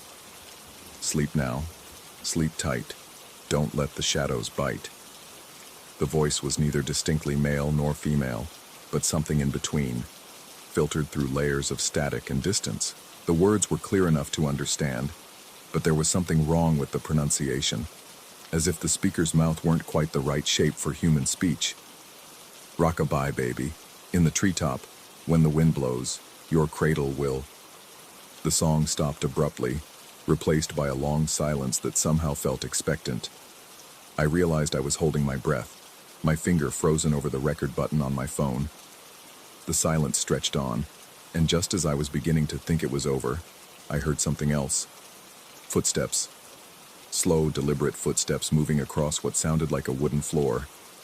They grew louder, closer, as if someone were approaching the microphone, or whatever was transmitting the signal. My heart began to race as the footsteps stopped, and in the sudden quiet, I could swear I heard breathing. Slow, measured breathing, just slightly too fast to be natural. Then, impossibly, a whisper that seemed to come not from the monitor's speakers, but from directly behind my ear. "I can see you listening." I spun around so fast I knocked my water glass off the desk. It shattered on the floor, sending fragments skittering across the hardwood, but there was nothing behind me, nothing at all. When I turned back to the monitor, it was silent again, its red power light unwavering. My hands shaking, I unplugged the device and carried it to my closet, burying it under a pile of old clothes. I spent the rest of the night with every light in the apartment on, jumping at every small sound, my mind racing with explanations that all felt inadequate. Sleep, when it finally came near dawn, brought dreams of static and whispered lullabies. The next few days passed in a haze of exhaustion and mounting paranoia. I'd removed the monitor from my apartment entirely, taking it to my office downtown and locking it in a storage closet. But the experience had left me changed, hypersensitive to every small sound, every shadow that moved in my peripheral vision. I found myself researching the history of baby monitors, diving deep into technical specifications and patent filings, looking for any explanation for what I'd experienced. The science was straightforward: analog radio transmissions on specific frequencies, designed to carry audio from one unit to another within a limited range. Nothing that could explain disembodied voices, impossible receptions, or whispers that seemed to bypass the speakers entirely. But the more I read, the more I discovered scattered accounts of similar experiences. Forum posts, Reddit threads, even a few academic papers about electronic voice phenomena and unexplained radio transmissions. The stories were remarkably consistent. Old electronics, particularly baby monitors and vintage radios, occasionally receiving signals that couldn't be explained by conventional radio theory. One academic paper, published in a journal of paranormal research that most scientists wouldn't take seriously, proposed a theory that made my skin crawl. The author suggested that certain electronic devices, particularly those designed to monitor or listen, might sometimes function as accidental conduits for— the paper used clinical language, but the implication was clear: communications from somewhere else. I told myself it was nonsense, pseudoscience dressed up in academic language. But late at night, alone in my apartment, the theory felt less ridiculous and more terrifying. A week after I'd locked the monitor away, I found myself standing outside my office building at 2 a.m., keycard in hand, drawn by a compulsion I couldn't explain. The lobby was empty, security cameras tracking my movement as I made my way to the elevator. The building felt different at night, larger, more maze-like, full of shadows that seemed deeper than they should be. My office was on the 7th floor, and the elevator's hum seemed unusually loud in the silence. When the doors opened, I hesitated, suddenly aware of how isolated I was, how many floors stretched above and below me. But the compulsion was stronger than my fear, and I walked down the darkened hallway to my office door. The storage closet was exactly as I'd left it, the monitor buried under old marketing materials and forgotten client files. But as I lifted the device out, I noticed something that made my blood run cold. The power cord was plugged into the wall outlet, something I definitely hadn't done when I'd stored it. The red power light was on, and as I stood there holding it, staring at that steady red glow, the static began again. Clearer this time, more focused, as if the signal were stronger in this place. At this hour, the familiar crackling filled the air, and underneath it, that voice I'd come to dread. But tonight, the voice wasn't singing lullabies or whispering threats. Tonight, it was calling my name. Over and over, in that same pitch-shifted, wrong-sounding tone, my name echoed from the speakers. But more disturbing than hearing my name was the realization that I'd never told anyone about the monitor. I'd researched it online, yes, but always anonymously, never using accounts tied to my real identity. There was no way for whatever was transmitting to know who I was, unless it could see me. The thought hit me like a physical blow, and I dropped the monitor. It clattered to the floor but continued broadcasting, my name now mixed with something that might have been laughter. I backed away from the device, my heart hammering against my ribs, and that's when I noticed something else. In the darkened window of my office, barely visible in the reflection of the city lights outside, I could see a shape, tall, thin, standing just behind my shoulder. When I spun around, there was nothing there. But in the window's reflection, the shape remained, seeming to watch me with eyes I couldn't quite make out. I ran. I left the monitor on the floor of my office and ran through the empty hallways, my footsteps echoing off the walls like gunshots. The elevator seemed to take forever, and when it finally arrived, I jabbed the lobby button repeatedly, willing the doors to close faster. I didn't stop running until I was outside, standing on the sidewalk in the cold night air, my breath coming in ragged gasps.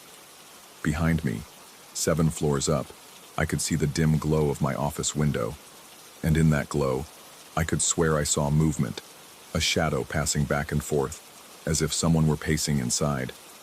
I never went back to that office. I called in sick the next day, then the day after that, and eventually, I simply stopped returning calls from my employer. They probably think I had some kind of breakdown, and maybe they're right. Maybe none of this is real. Maybe the stress of freelance work and city living finally caught up with me, and my mind invented elaborate hallucinations to cope with the pressure. But I know what I heard. I know what I saw in that window's reflection. And sometimes late at night in my new apartment across town, I still hear it. Faint and distant, as if coming from very far away, I hear that static-filled voice calling my name. I've thrown away every electronic device that could conceivably receive radio signals. I've moved 3 times in the past month. I've seen doctors and therapists and anyone else who might be able to explain what's happening to me. None of them believe me, of course. They prescribe medication and suggest stress management techniques, and recommend that I take a vacation somewhere quiet and restful. They use words like auditory hallucinations and paranoid ideation, and sleep deprivation psychosis. Maybe they're right. Maybe I'm losing my mind, and the voice exists only in my head. But if that's true, then how do you explain the call I received this morning? Unknown number, no caller ID, nothing but static when I answered. And underneath that static, so faint I might have imagined it, the sound of someone humming a lullaby. The same lullaby I first heard through that vintage baby monitor. The one I swear I left behind in that office building I'll never enter again. The humming stopped when I hung up the phone, but the silence that followed felt wrong, expectant, as if something were waiting for me to pick up again. As if something were trying very hard to reach me, and growing frustrated with my refusal to listen. I keep telling myself it's not real, that voices can't travel through unpowered electronics, that shadows can't watch you from window reflections, that whatever happened in that office was just a stress-induced breakdown with auditory and visual components. But late at night, when the city grows quiet and the darkness presses against my windows, I find myself listening for that familiar static. And despite everything, despite the fear, despite the sleepless nights, despite the growing certainty that my sanity is slipping away piece by piece, part of me wants to hear it again. Part of me wants to know what it's trying to tell me. And that, more than anything else, is what terrifies me most of all.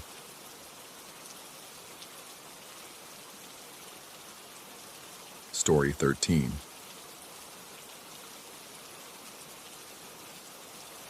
The mountain road stretched ahead like a serpent's spine, its asphalt surface gleaming wet under my headlights. I should have taken the interstate, but something about the familiar curves of Highway 49 had called to me that evening. Maybe it was nostalgia, or maybe it was the same restless energy that had been eating at me for weeks, the kind that made sleep impossible and solitude unbearable. The fog had been building for the last 10 miles, creeping down from the peaks like fingers reaching for the valley below. What started as wisps dancing across my windshield had thickened into something more substantial, more alive. My knuckles were white against the steering wheel as I reduced my speed to 30, then 25. The yellow lines had become suggestions rather than certainties. That's when I saw it. The rock materialized from the gray curtain ahead, sitting perfectly centered in my lane as if someone had placed it there with deliberate precision. Basketball-sized, dark granite streaked with quartz veins that caught my headlights like frozen lightning. I hit the brakes harder than I should have, feeling the sedan's weight shift forward as the anti-lock system chattered beneath my feet. The silence that followed was absolute. No wind, no distant traffic, no night sounds that should have filled a mountain evening. Just the tick of cooling metal and my own breathing, suddenly loud in the confined space of the car. I sat there for a full minute, studying the stone. It was real, had to be real. Road debris was common enough on these mountain passes, rocks tumbling from unstable slopes after winter storms. But something about its placement bothered me. Too perfect, too centered, as if it had been waiting. The practical part of my mind won out. I switched on my hazard lights and stepped into the fog. The air was thick and cold, carrying scents of pine and something else, something organic and earthy that I couldn't place. My footsteps seemed muffled, as if the fog itself were absorbing sound. The rock was heavier than it looked, rough against my palms, warm despite the cool night air. I hefted it to the shoulder of the road, well clear of the travel lane. That's when I heard them. Voices, distant and thin, carried on air that had no breeze. Children's voices, speaking words I couldn't quite make out, but their tone was unmistakable. Gratitude. The sound raised goosebumps along my arms and sent a chill down my spine that had nothing to do with the mountain air. I looked around, peering into the gray nothing that surrounded me. Nothing moved. Nothing breathed, except me. The voices faded as quickly as they had come, leaving me wondering if I had heard them at all. Back in the car, I shook my head and tried to laugh at myself. Stress, fatigue, the kind of auditory hallucination that comes from too many sleepless nights and too much coffee. The explanation felt thin, but I clung to it as I put the car in drive and continued up the mountain. The fog began to thin after another mile, and I allowed myself to believe the worst was behind me. The road ahead cleared, revealing familiar landmarks. The old logging bridge, the scenic overlook where teenagers parked on Friday nights. Normal things, real things. But 20 minutes later, it happened again. The fog rolled in like a living thing, thick and purposeful, reducing visibility to mere feet. And there, impossibly, was another rock. Same size, same placement, same perfect positioning in the center of my lane. My heart hammered against my ribs as I brought the car to a stop. This time I didn't get out immediately. I sat with the engine running, wipers sweeping across the windshield in a futile attempt to clear the impossible density of the fog. The rock sat there, patient and immovable, as if it had been waiting for me to return. When I finally forced myself out of the car, my hands shook as I lifted the stone. Again, that strange warmth against my palms. Again, those whispered voices drifting from the gray void around me, soft and grateful and impossible. This time, I thought I caught a fragment of actual words, something that sounded like, "Thank you, mister." I dropped the rock as if it had burned me. It hit the asphalt with a sound like breaking teeth, and the voices stopped. The fog seemed to recoil, pulling back just enough for me to see a few yards in each direction. Empty road, empty forest. No signs of life anywhere except my own ragged breathing and the tremor in my hands. I kicked the rock to the shoulder with my foot this time, unwilling to touch it again with bare skin. The moment it left the road surface, the fog began to dissipate, rolling away as if someone had turned off a switch. Within minutes, the night was clear again, stars visible overhead and the road ahead stretching normal and familiar into the distance. But my hands wouldn't stop shaking. I drove the rest of the way to the summit in a state of hypervigilance, checking my mirrors constantly, jumping at every shadow that moved in my peripheral vision. The rational part of my mind offered explanations: stress-induced hallucinations, sleep deprivation, maybe the early stages of some neurological condition I should get checked out. But the deeper, more primitive part of my brain, The part that had kept my ancestors alive in dark forests full of things that went bump in the night, was screaming warnings I couldn't ignore. At the top of the pass, I pulled into the parking area of an abandoned rest stop and called my wife. The phone rang 4 times before going to voicemail, and I realized I didn't know what I would have said anyway. How do you explain that rocks are following you? That children's voices are thanking you from empty fog? That something fundamental about the world feels wrong? I didn't leave a message. Instead, I sat in the parking lot with the engine running and the heater on, trying to convince myself to turn around and go home. Take the interstate like a normal person. Get some sleep. See a doctor in the morning. But I had to know. The descent down the far side of the mountain began normally enough. Clear skies, good visibility, the kind of driving that should have been relaxing after the stress of the climb. I found myself checking the road ahead obsessively, looking for any sign of fog, any hint of stones that shouldn't be there. It wasn't until I reached the steepest section of the descent that I saw the fog bank waiting for me below, stretched across the road like a gray wall. My stomach dropped as I realized I had a choice: stop here and turn around, or drive into whatever was waiting for me in that unnatural mist. I chose to stop. The moment my brake lights came on, the fog began to move. It flowed uphill toward me like water running backward, defying gravity and common sense in equal measure. I threw the car into reverse, but the fog was faster, engulfing my car in seconds and turning the world into a gray nothing that pressed against the windows like living things. The engine sputtered and died. In the sudden silence, I could hear them more clearly than ever before. Children's voices, dozens of them, maybe hundreds, all speaking at once in words I couldn't understand but didn't need to. They were grateful. They were waiting. They wanted something from me, something I had given them before without realizing. And then, through the windshield, I saw the stone. It was larger this time, impossibly large, the size of a compact car and perfectly spherical. It sat in the road ahead of me like a boulder that had rolled down from some impossible height, blocking the entire width of the pavement. But that wasn't what made my breath catch in my throat. It was moving. Slowly, almost imperceptibly, rolling toward my car with deliberate purpose. I tried to start the engine. The starter cranked but wouldn't catch, as if something were preventing combustion itself. The stone continued its approach, and I could see now that it wasn't just rolling, it was floating, suspended inches above the asphalt, moving with the fluid grace of something swimming through water rather than air. The voices grew louder, more insistent, and I began to make out individual words in the chorus. "Thank you," they said. "Thank you for moving us. Thank you for helping. Thank you for being kind." But underneath the gratitude was something else, something hungry. The stone was 20 feet away now and still approaching. I could see details in its surface that shouldn't have been visible in the fog. Faces, dozens of them, pressed against the granite from the inside like children looking through frosted glass. Their mouths moved in synchronization with the voices I was hearing, and their eyes, oh God, their eyes, were fixed on me with an intensity that made my skin crawl. I abandoned the car.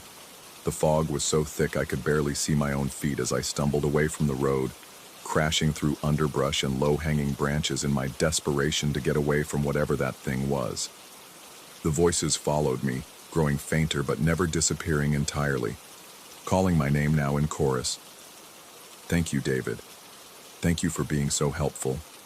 Thank you for being so kind." I never told them my name. I ran until my lungs burned and my legs gave out, then crawled until I found a tree large enough to hide behind. The fog was everywhere, but it seemed thinner here, and I could make out shapes. Other trees, a creek bed, the normal geography of a mountain forest. I pulled out my phone and tried to call for help, but there was no signal. The screen showed no bars, no carrier name, just the time, 3:33 a.m. I waited there until dawn, listening to the voices fade as the fog gradually dissipated with the rising sun. When I finally worked up the courage to return to the road, I found my car exactly where I'd left it, engine running normally. No sign of any stone anywhere. The road was clear, the asphalt unmarked, as if nothing had happened at all. But I knew better. I drove home in silence, trying to convince myself it had been a dream, a stress-induced breakdown, anything but reality. When I got back to town, I went straight to the library and started researching. Local history, geological surveys, anything that might explain what I had experienced. What I found made my blood run cold. Highway 49 had been built in the 1960s, cutting through what had once been the town of Millfield. The town had been abandoned in the 1950s after a series of mine collapses that had killed 37 people. Most of the bodies were never recovered. Among the missing were 16 children from the local school, lost when their bus was caught in a landslide that buried them under tons of rock and debris. The accident happened on a foggy night in November, on what is now the steepest section of Highway 49, the part of the road where I had stopped. I tried to tell myself it was coincidence. Historical tragedy doesn't create supernatural phenomena. Dead children don't manipulate stones and fog to help passing motorists. These things don't happen in the real world. But every night since then, I dream of children's voices thanking me for my kindness. And sometimes, when I'm driving on foggy nights, I find myself looking for rocks in the road, waiting for the chance to be helpful again. Because part of me wonders what would have happened if I had ignored that first stone. What would have happened if I had just driven around it and kept going? And another part of me, the part that still hears those voices in quiet moments, wonders if I would have made it home at all. The fog is rolling in tonight, and I can hear them calling from outside my window. They're thanking me again, their voices soft and grateful and impossible. I think they want me to come back to the mountain. I think I'm going to go. Story 14. The camera's flash erupted across the marsh like artificial lightning, freezing the moment in stark white brilliance before darkness reclaimed the wetlands. I lowered my Nikon, squinting through the viewfinder's green glow as the autofocus struggled against the murky night. 3 weeks into my field research documenting nocturnal wildlife patterns in the Blackwater Preserve, and I'd captured nothing more remarkable than a few startled herons and the occasional muskrat. The humid August air clung to my skin like wet fabric, and the symphony of cricket chirps and bullfrog croaks created a dense wall of sound that seemed to press against my eardrums. Somewhere in the distance, an owl called, a haunting note that echoed across the water before dissolving into silence. I checked my watch.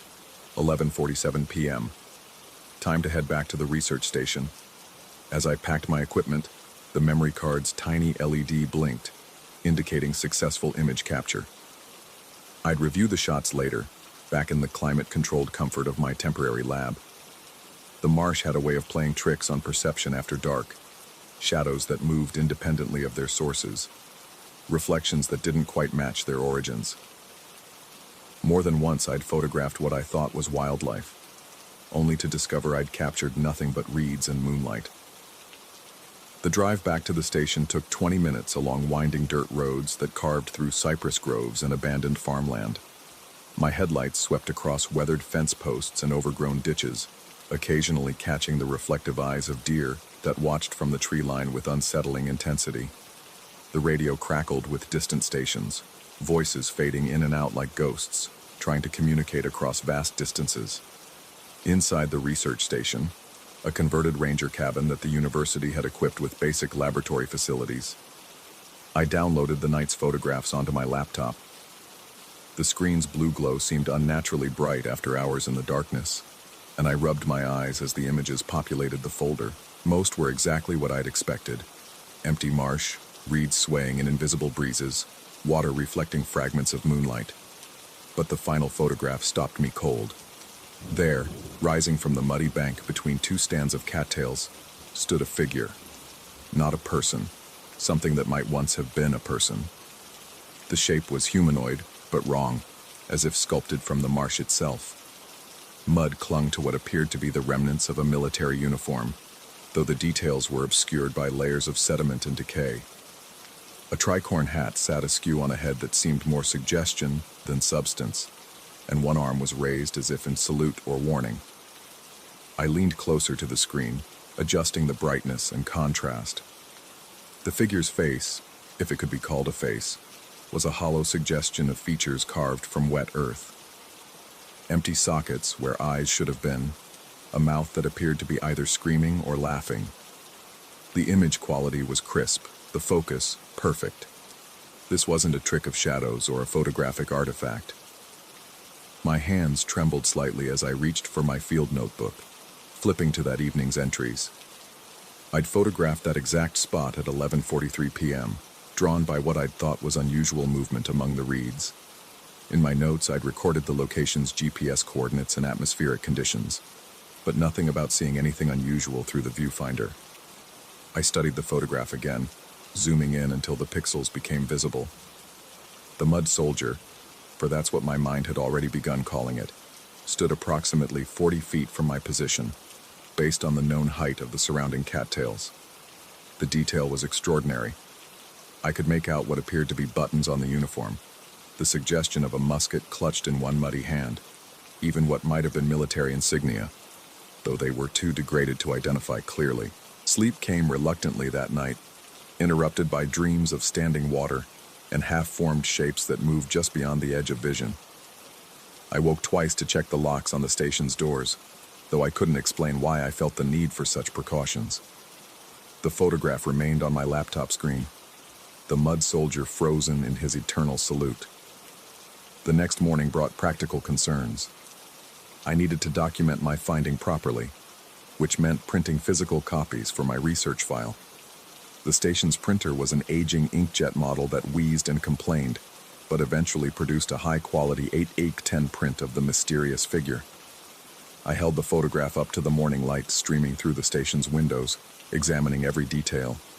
The image was even more unsettling in physical form. The mud soldier seemed to possess a weight and presence that the digital version had only hinted at.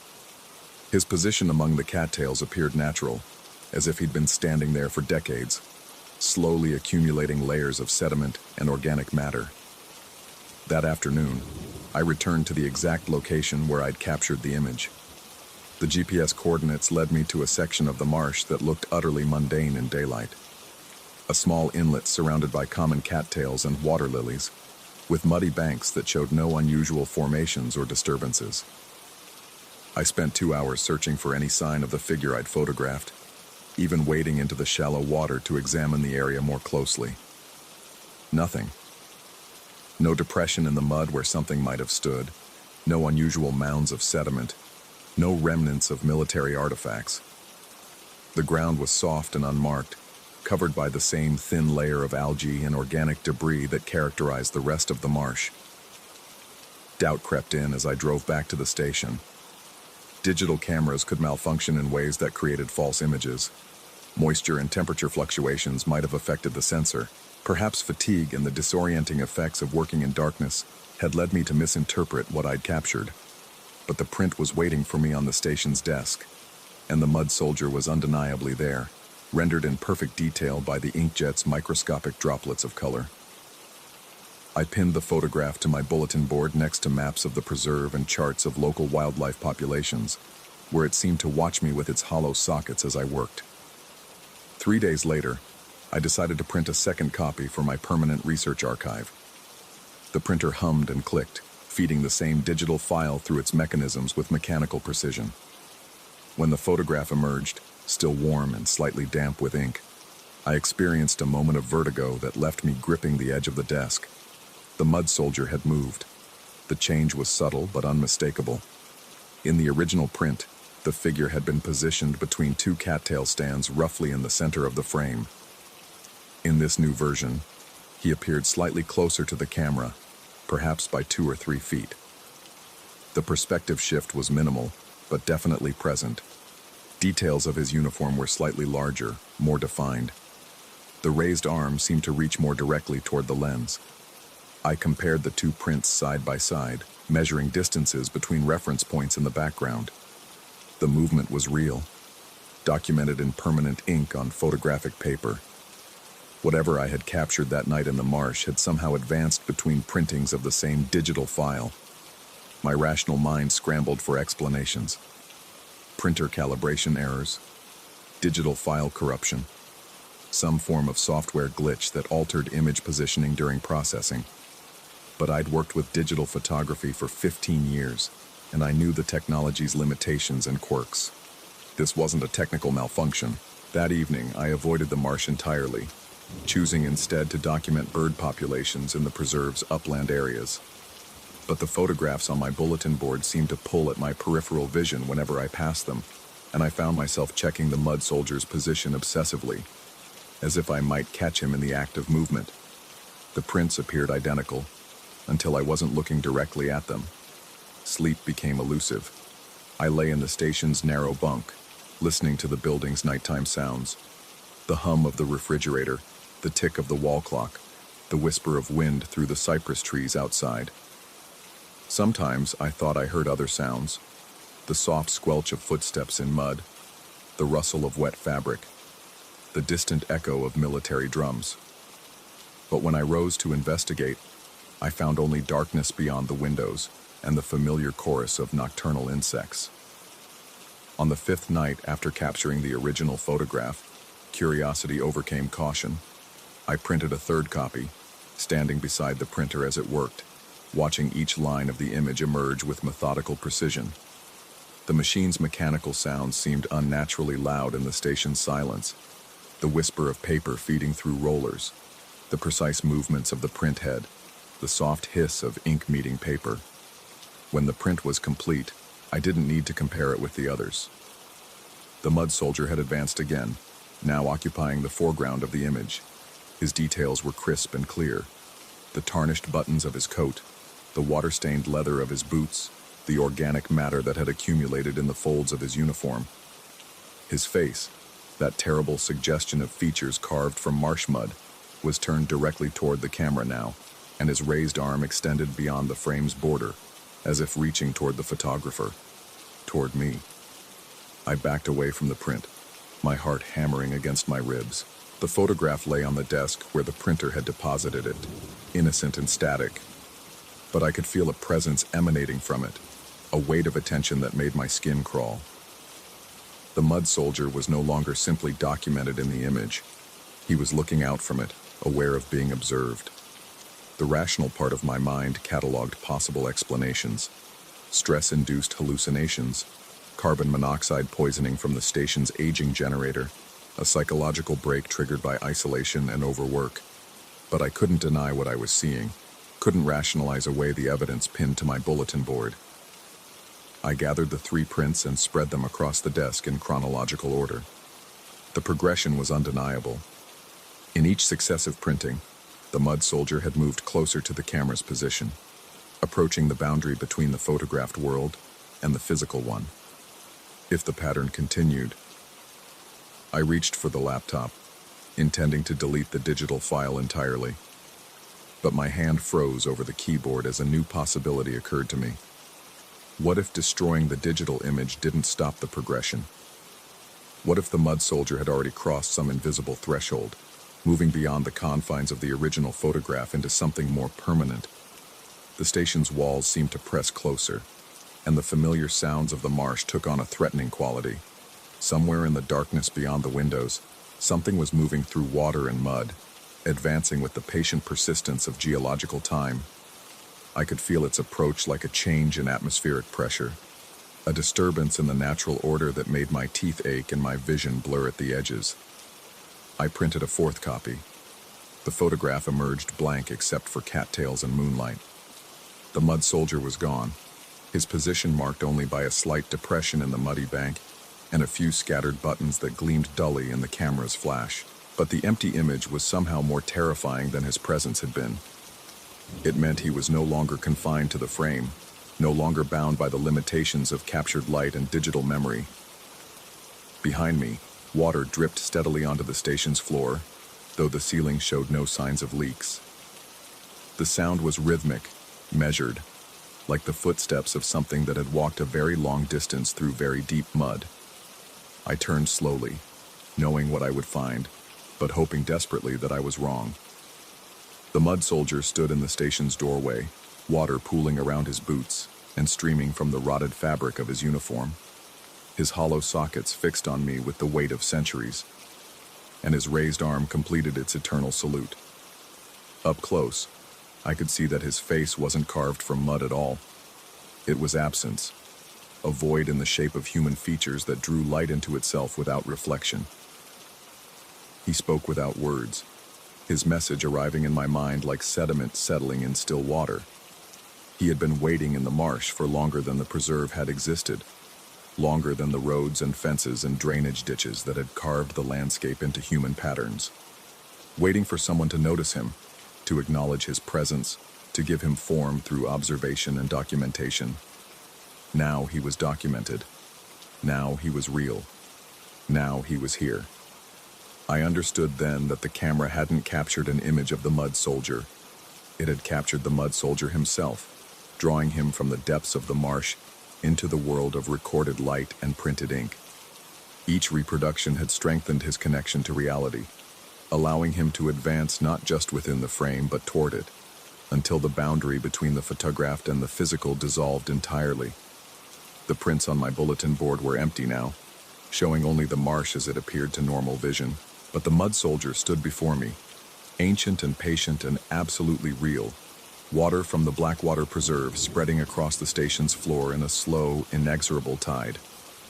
I find myself wondering, in the days since his emergence, whether madness might be a more comfortable explanation than the truth. Whether the psychiatrists and colleagues who now speak to me in careful, measured tones might be right about stress and isolation and the fragile nature of human perception. But the station's floor still bears the stains where marsh water pooled that night. And sometimes, when I'm not looking directly at them, I catch glimpses of movement in the mirrors and windows around me, the reflection of a figure in a rotted military uniform, maintaining his eternal salute while water drips steadily from the brim of his tricorn hat. He's still here, waiting with the patience of geological time for the next photographer, the next moment of digital capture that might complete whatever ancient purpose drives him. And I've begun to suspect that he's not alone in the depths of the preserve, that the Blackwater Marsh holds other figures, other soldiers from other wars, all waiting for their moment of documentation and emergence. I've destroyed my camera and deleted every digital file, but I know it won't matter. Someone else will come to the marsh with modern equipment and academic curiosity. Someone else will point a lens into the darkness and capture more than they intended. And the mud soldiers will advance, one printed frame at a time, until the boundary between the documented and the real dissolves entirely, and the preserve reclaims everything the water has ever touched.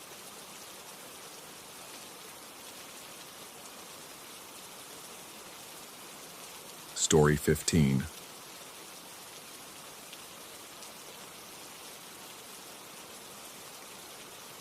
The ash still clung to my fingernails 3 days later. I'd scrubbed them raw under scalding water, but somehow traces of that gray residue persisted, wedged beneath the crescents like accusations I couldn't wash away. The books had burned easily enough, too easily perhaps. Pages that should have resisted the flame had curled and blackened with an eagerness that made my stomach turn. The leather bindings had released an odor I couldn't quite place, something between incense and decay, something that made the back of my throat itch long after the fire died. Martha's uncle had left me this house along with its secrets. 3 months of sorting through his belongings had revealed the usual detritus of a long life. Photograph albums with faces I didn't recognize, furniture that smelled of cigarettes and disappointment, and boxes of books that spoke of interests I'd never suspected. The occult collection hidden in the attic's farthest corner had been the final discovery. Volumes bound in leather so dark it seemed to absorb light, filled with symbols that hurt to look at directly. I'm not a superstitious man. I hold a degree in mechanical engineering from Northwestern, spent 15 years designing components for aircraft engines, believe in things I can measure and test. But those books felt wrong in ways that bypassed rational thought and settled directly into the primitive part of my brain that still remembered when humans huddled around fires to keep the darkness at bay. So I'd burned them. All 37 volumes, fed to the flames in the backyard fire pit over the course of an evening that seemed to stretch longer than it should have. The neighbors might have complained about the smoke, but the house sat on 2 acres surrounded by woods. And anyway, Most of the neighboring properties stood empty this time of year. The lampion had been sitting in the front hallway when I'd returned from that burning, exhausted and reeking of smoke. I'd noticed it before. An ornate brass thing with a glass chimney, the kind that belonged in a museum rather than a suburban home. But that night it seemed different somehow, more present, as if it had been waiting for me to notice it properly. Martha's uncle had been a collector, that much was clear. Every room held artifacts from different eras and cultures, African masks that seemed to track movement, Asian pottery that caught light in unusual ways, European paintings that depicted scenes I couldn't quite decipher. The lampion fit that eclectic pattern, though something about its placement struck me as deliberate rather than casual. I should mention the photographs I'd found tucked inside one of the burned books, pictures of the house's interior from decades past. In every image, the lampion appeared in different locations: the dining room table, the kitchen counter, the bedroom nightstand. Never the hallway. Martha's uncle had moved it frequently, it seemed, though I couldn't fathom why. The first ignition occurred exactly at 2:22 a.m. on the fourth night after the burning. I'd been lying in bed, somewhere between sleep and wakefulness, when warm light began filtering under the bedroom door. At first, I attributed it to a car passing on the distant road, headlights sweeping across the windows. But the light held steady, and when I checked my phone, the digital display read 2:22 with a precision that felt somehow meaningful. The lampion stood in the hallway exactly where I'd left it, but now its wick burned with a flame that cast dancing shadows across the walls. The shadows moved independently of the flame itself, forming shapes that suggested text, letters and symbols that seemed familiar, yet remained just beyond comprehension. They reminded me of the burned pages, though I told myself that was impossible. Paper turned to ash didn't resurrect itself as shadow writing. I extinguished the flame with a quick breath, the way you'd blow out birthday candles. The wick offered no resistance, dying with a soft sigh that seemed almost relieved. The hallway plunged back into darkness, leaving only the phosphorescent afterimage of those writhing shadows burned temporarily into my retinas. Sleep eluded me for the remainder of that night. I sat in the kitchen with coffee that grew cold while I waited for sunrise, trying to construct rational explanations. Gas leaks could cause hallucinations, but the house used electric heating and cooking. Carbon monoxide was another possibility, though the detectors remained silent. Stress from the move, grief over Martha's uncle's death, disrupted sleep patterns. Any number of factors could explain what I'd experienced. The second ignition came at 2:20 a.m. exactly. This time I was ready, having spent the day researching antique lamps and their maintenance requirements. I'd cleaned the lampion thoroughly, checked for gas leaks, even called a local antique dealer who confirmed that such pieces occasionally developed combustion issues due to residual fuel or wick deterioration. Perfectly normal, he'd assured me. Nothing to worry about. But normal didn't account for the 2-minute advancement in timing, and it certainly didn't explain the shadows. They were clearer this time, more defined. Letters in languages I didn't recognize formed words I couldn't read, but somehow understood at a level deeper than conscious thought. The shadows spoke of hunger and patience, of doors that shouldn't be opened and prices that would eventually come due. They moved across the walls like living things, reaching toward corners where darkness gathered more thickly than physics should allow. I photographed them with my phone, but the camera captured only ordinary shadows cast by an ordinary flame. The screen showed mundane patterns that bore no resemblance to the writhing script my eyes perceived. I took dozens of pictures from different angles, adjusting settings and exposure levels, but the results remained stubbornly normal. The flame extinguished as easily as before, leaving me alone with the growing certainty that I was either losing my mind or dealing with something that existed outside conventional understanding. Neither possibility brought comfort. 2:18 a.m. the third night. 2:16 a.m. the fourth. The pattern held with mechanical precision, the ignition advancing by exactly 2 minutes each evening. I began setting alarms, positioning myself in the hallway well before the appointed time, watching the lampion's cold wick with the intensity of a scientist observing a critical experiment. The ignition never varied. No gradual heating, No preliminary flickering.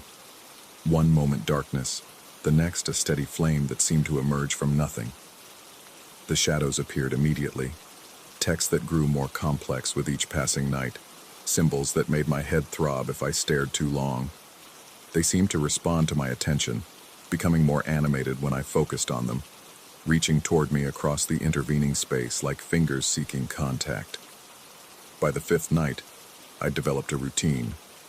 I would stand precisely 3 feet from the lampion, phone ready to record, notebook in hand to sketch whatever symbols I could manage before the flame died. The sketches never captured the shadow's true appearance. My hand would shake, or the symbols would shift just as I began to draw them, or the pencil would suddenly feel too heavy to control. Martha's uncle's journals, discovered in his bedroom closet, provided disturbing context. Entries dating back 20 years described the lampion's behavior in clinical detail. The exact timing of ignitions, the progression of shadow writing, the gradual advancement that he'd calculated would eventually reach midnight. He'd documented everything with the methodical precision of a man conducting a long-term experiment. His final entry, dated 3 weeks before his death, consisted of a single line repeated 27 times. It wants to be read. 2:14 a.m., 2:12 a.m., 2:10 a.m. The shadows had evolved from simple text to complex geometric patterns that hurt to perceive directly. They formed mandalas of impossible angles, spirals that seemed to descend into depths the wall shouldn't contain, networks of interconnected symbols that pulsed with their own rhythm. Looking at them too long induced a vertigo that had nothing to do with physical balance and everything to do with the growing sense that reality operated by rules I'd never fully understood. I'd stopped trying to photograph or sketch them. The act felt increasingly futile, like attempting to capture wind in a jar. Instead, I found myself simply watching, waiting, trying to understand what the shadows wanted from me. Because they did want something. That much had become clear. They reached toward me with increasing urgency, sometimes extending nearly to where I stood before snapping back to the wall's surface. The house itself seemed to respond to the nightly visitations. Doors that I'd left open would be closed in the morning. Objects would shift position by small degrees, not enough to be certain they'd moved, but sufficient to create a persistent unease. The temperature dropped noticeably in the hallway, though no drafts could account for the chill. Sleep became elusive, then impossible. I'd lie in bed listening to the house settle around me, every creak and sigh taking on potential significance. The walls themselves seemed to breathe, expanding and contracting with a rhythm that matched my own heartbeat until I couldn't tell where I ended and the house began. 2:08 a.m., 2:06 a.m., 2:04 a.m. Martha's uncle's research had been more extensive than I'd initially realized. Hidden behind false backs in his filing cabinets, I'd discovered correspondence with university professors, translations of ancient texts, maps marking locations where similar phenomena had been reported. The lampion wasn't unique. Others existed, scattered across the world like pieces of some larger puzzle. His notes described them as temporal anchors, devices that somehow marked specific moments when the barriers between realities grew thin. The shadow writing wasn't random text but instructions, guidance for those who possessed the knowledge to decode them. Each lamp operated on its own schedule, its own countdown toward what he termed convergence.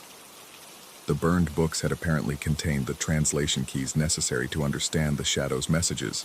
By destroying them, I'd eliminated my ability to comprehend what the lampion was trying to communicate, but also, according to his notes, prevented something far worse from taking place. His final calculations suggested the advancing schedule would reach midnight within 6 months of his death. After that, the shadows would appear continuously, growing stronger until they achieved what he described as dimensional breakthrough. The phrase was underlined multiple times in increasingly shaky handwriting. 2:02 a.m., 2 a.m., 1:58 a.m. The shadows now covered the entire hallway, flowing across walls and ceiling in patterns that seemed to exist in more than 3 dimensions. They'd begun to cast their own shadows, impossible secondary effects that created depth where none should exist. Looking at them induced physical symptoms, nausea, disorientation, the sensation that my thoughts were being observed by some vast intelligence that found them amusing. I'd considered destroying the lampion, but Martha's uncle's notes contained warnings about that approach. Previous attempts to damage similar artifacts had resulted in consequences that weren't detailed but were described as unacceptable. The language suggested he'd witnessed such attempts firsthand, though he provided no specifics about what had transpired. Instead, I'd begun preparations to leave. The house would be sold, the lampion donated to a museum or collector who might understand its significance better than I did. Let someone else deal with whatever was building toward manifestation in that hallway. I'd done my part by burning the books. Anything beyond that exceeded my responsibility. But the shadows had begun to follow me. Not physically, they remained confined to the lampion's immediate vicinity during the nightly ignitions. But throughout the day I'd catch glimpses of familiar symbols in peripheral vision, carved into tree bark visible through windows, formed by cloud patterns in the afternoon sky, reflected in the surface of my coffee when morning light struck it at particular angles. The symbols appeared everywhere once I began looking for them. Cracks in sidewalk concrete arranged themselves into meaningful patterns. Shadows cast by streetlights formed letters that spell words in languages I didn't recognize but somehow understood. The world around me had become a vast manuscript written in the same script that danced across my hallway walls each night. 1:56 a.m., 1:54 a.m., 1:52 a.m. Reality had begun to feel increasingly negotiable. Time moved differently in the house. Minutes that felt like hours.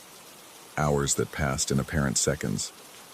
I'd check my phone to find that entire afternoons had elapsed while I'd been reading Martha's uncle's research, though I remembered only sitting down to examine a single page. The shadows had developed texture now, rising from the wall's surface like bas-relief sculptures carved from darkness itself. They possessed weight and mass that defied their nature as mere absence of light. I could feel them pressing against the air in the hallway, creating currents and eddies that ruffled my hair and clothing. They'd also begun to react to my presence before the ignition occurred. In the minutes leading up to each nightly manifestation, the darkness in the hallway would thicken noticeably, taking on an anticipatory quality that made my skin crawl. The temperature would drop by degrees I could measure, and the silence would deepen until even my own breathing seemed intrusive. The lampion itself had changed. The brass had developed a patina that hadn't been there before. Not corrosion, but something that looked almost like writing etched into the metal surface by some unknown process.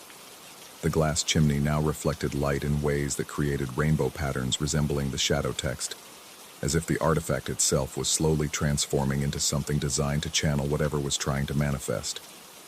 1:50 a.m., 1:48 a.m., 1:46 a.m.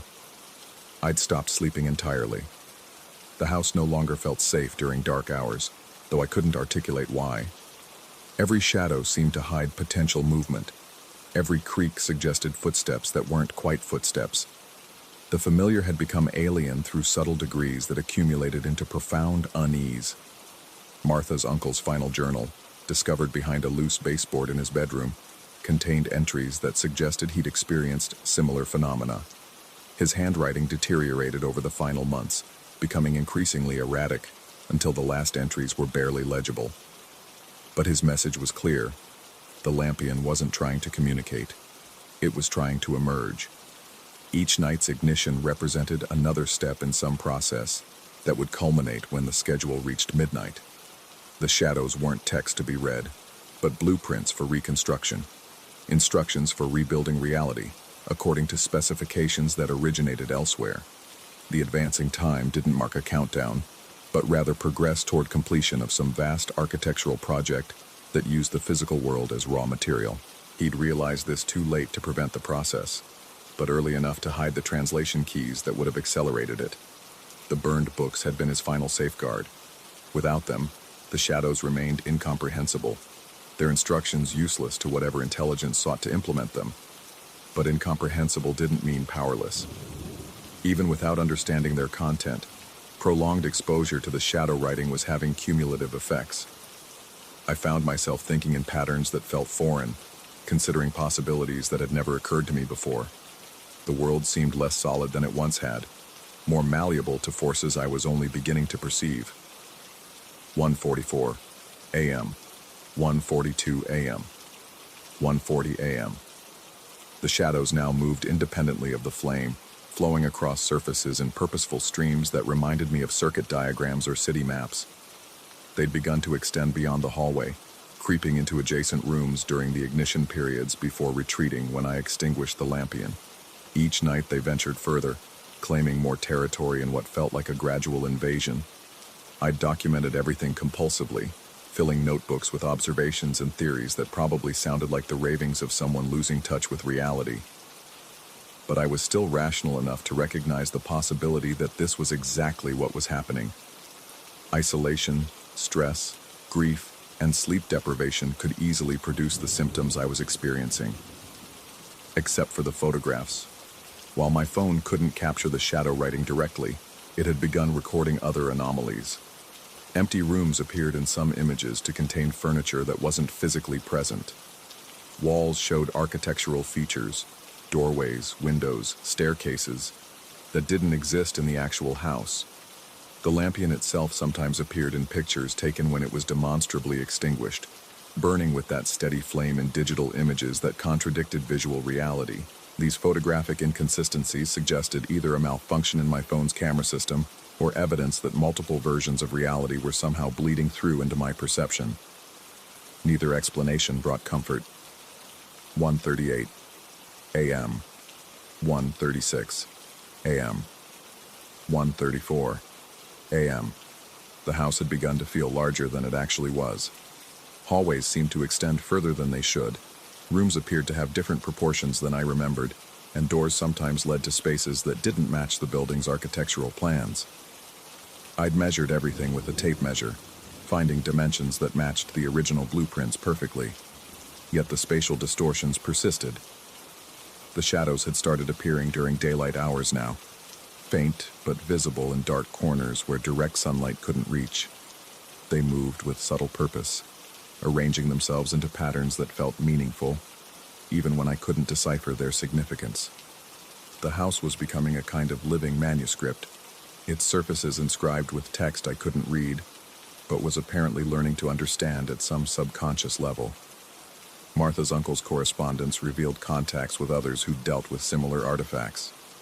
Their letters described symptoms that matched my own experience: spatial distortions, temporal inconsistencies, the gradual sense that reality operated according to rules that had been quietly rewritten.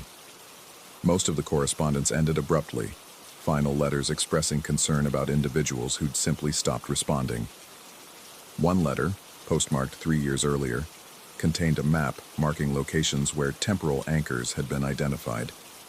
The distribution pattern suggested a vast network spanning continents, with concentration points that formed geometric shapes reminiscent of the shadow writing.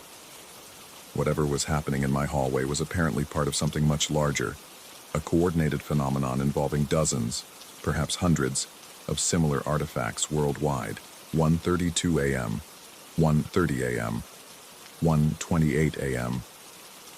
Time itself had become unreliable. Clocks in different rooms displayed different times despite being synchronized days earlier. My phone's clock would sometimes jump forward or backward by minutes without explanation, creating temporal gaps I couldn't account for. The ignition schedule remained consistent within its own logic, but the rest of time seemed to flow according to principles I couldn't predict or understand. The shadows had developed auditory properties now, not sounds exactly, but something my brain interpreted as whispers just below the threshold of conscious perception. They carried meanings that bypassed language entirely, communicating concepts for which no words existed. I understood more with each passing night, though I couldn't have explained what I was learning to someone else. The lampion itself had become almost transparent during the day, its solid brass construction appearing increasingly ethereal. Light passed through it in ways that defied physics, creating reflections that showed different rooms, different versions of the house where familiar objects were arranged in unfamiliar configurations. These reflections moved independently of any actual changes to my environment, suggesting viewports into alternate versions of reality. I'd begun to see movement in those reflections, figures that weren't quite human, occupying spaces that weren't quite the same as mine. They seemed aware of my observations, sometimes turning toward the reflective surfaces as if looking back at me through the dimensional barrier that separated our realities. 1:26 a.m., 1:24 a.m., 1:22 a.m. The house had started breathing. Not metaphorically. I could feel actual air currents moving through rooms in rhythmic patterns that resembled respiration. Walls expanded and contracted by fractions of inches that shouldn't have been noticeable, but somehow were. The building had developed a heartbeat, a pulse that I could feel through the floorboards and in the vibrations that traveled through door frames when I leaned against them. The shadows had become three-dimensional now, extending outward from surfaces into the space around the lampion. They possessed weight and substance that my hands could feel even when my eyes couldn't see them clearly. During the nightly ignitions, the hallway filled with invisible architecture, structures I could navigate by touch alone, though they bore no resemblance to any building I'd ever experienced. Martha's uncle's final calculations had been more accurate than I'd initially understood. The advancing schedule wasn't arbitrary, but followed mathematical principles that governed the interaction between realities. Each 2-minute increment represented another degree of alignment between dimensions, another step toward a moment when the barriers would dissolve entirely.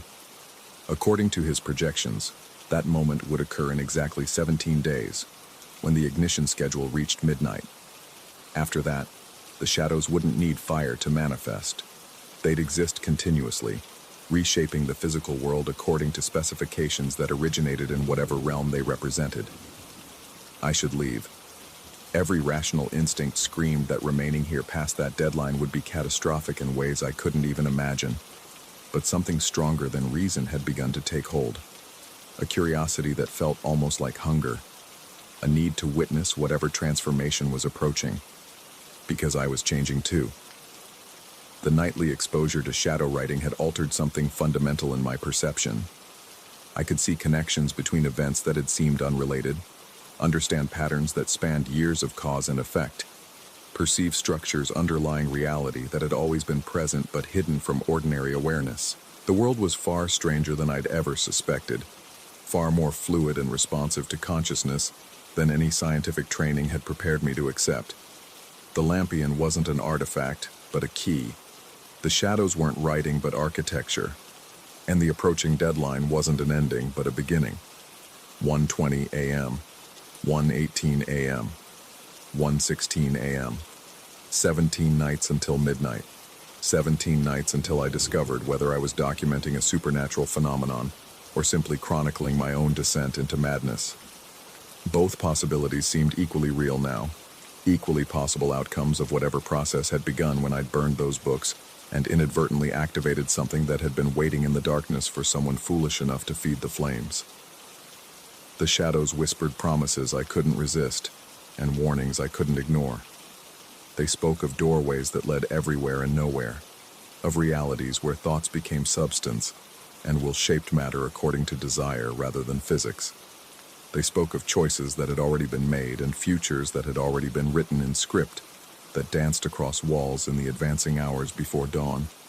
And in 17 nights, when the clock struck midnight and the flame burned without end, I would finally understand which version of reality was true.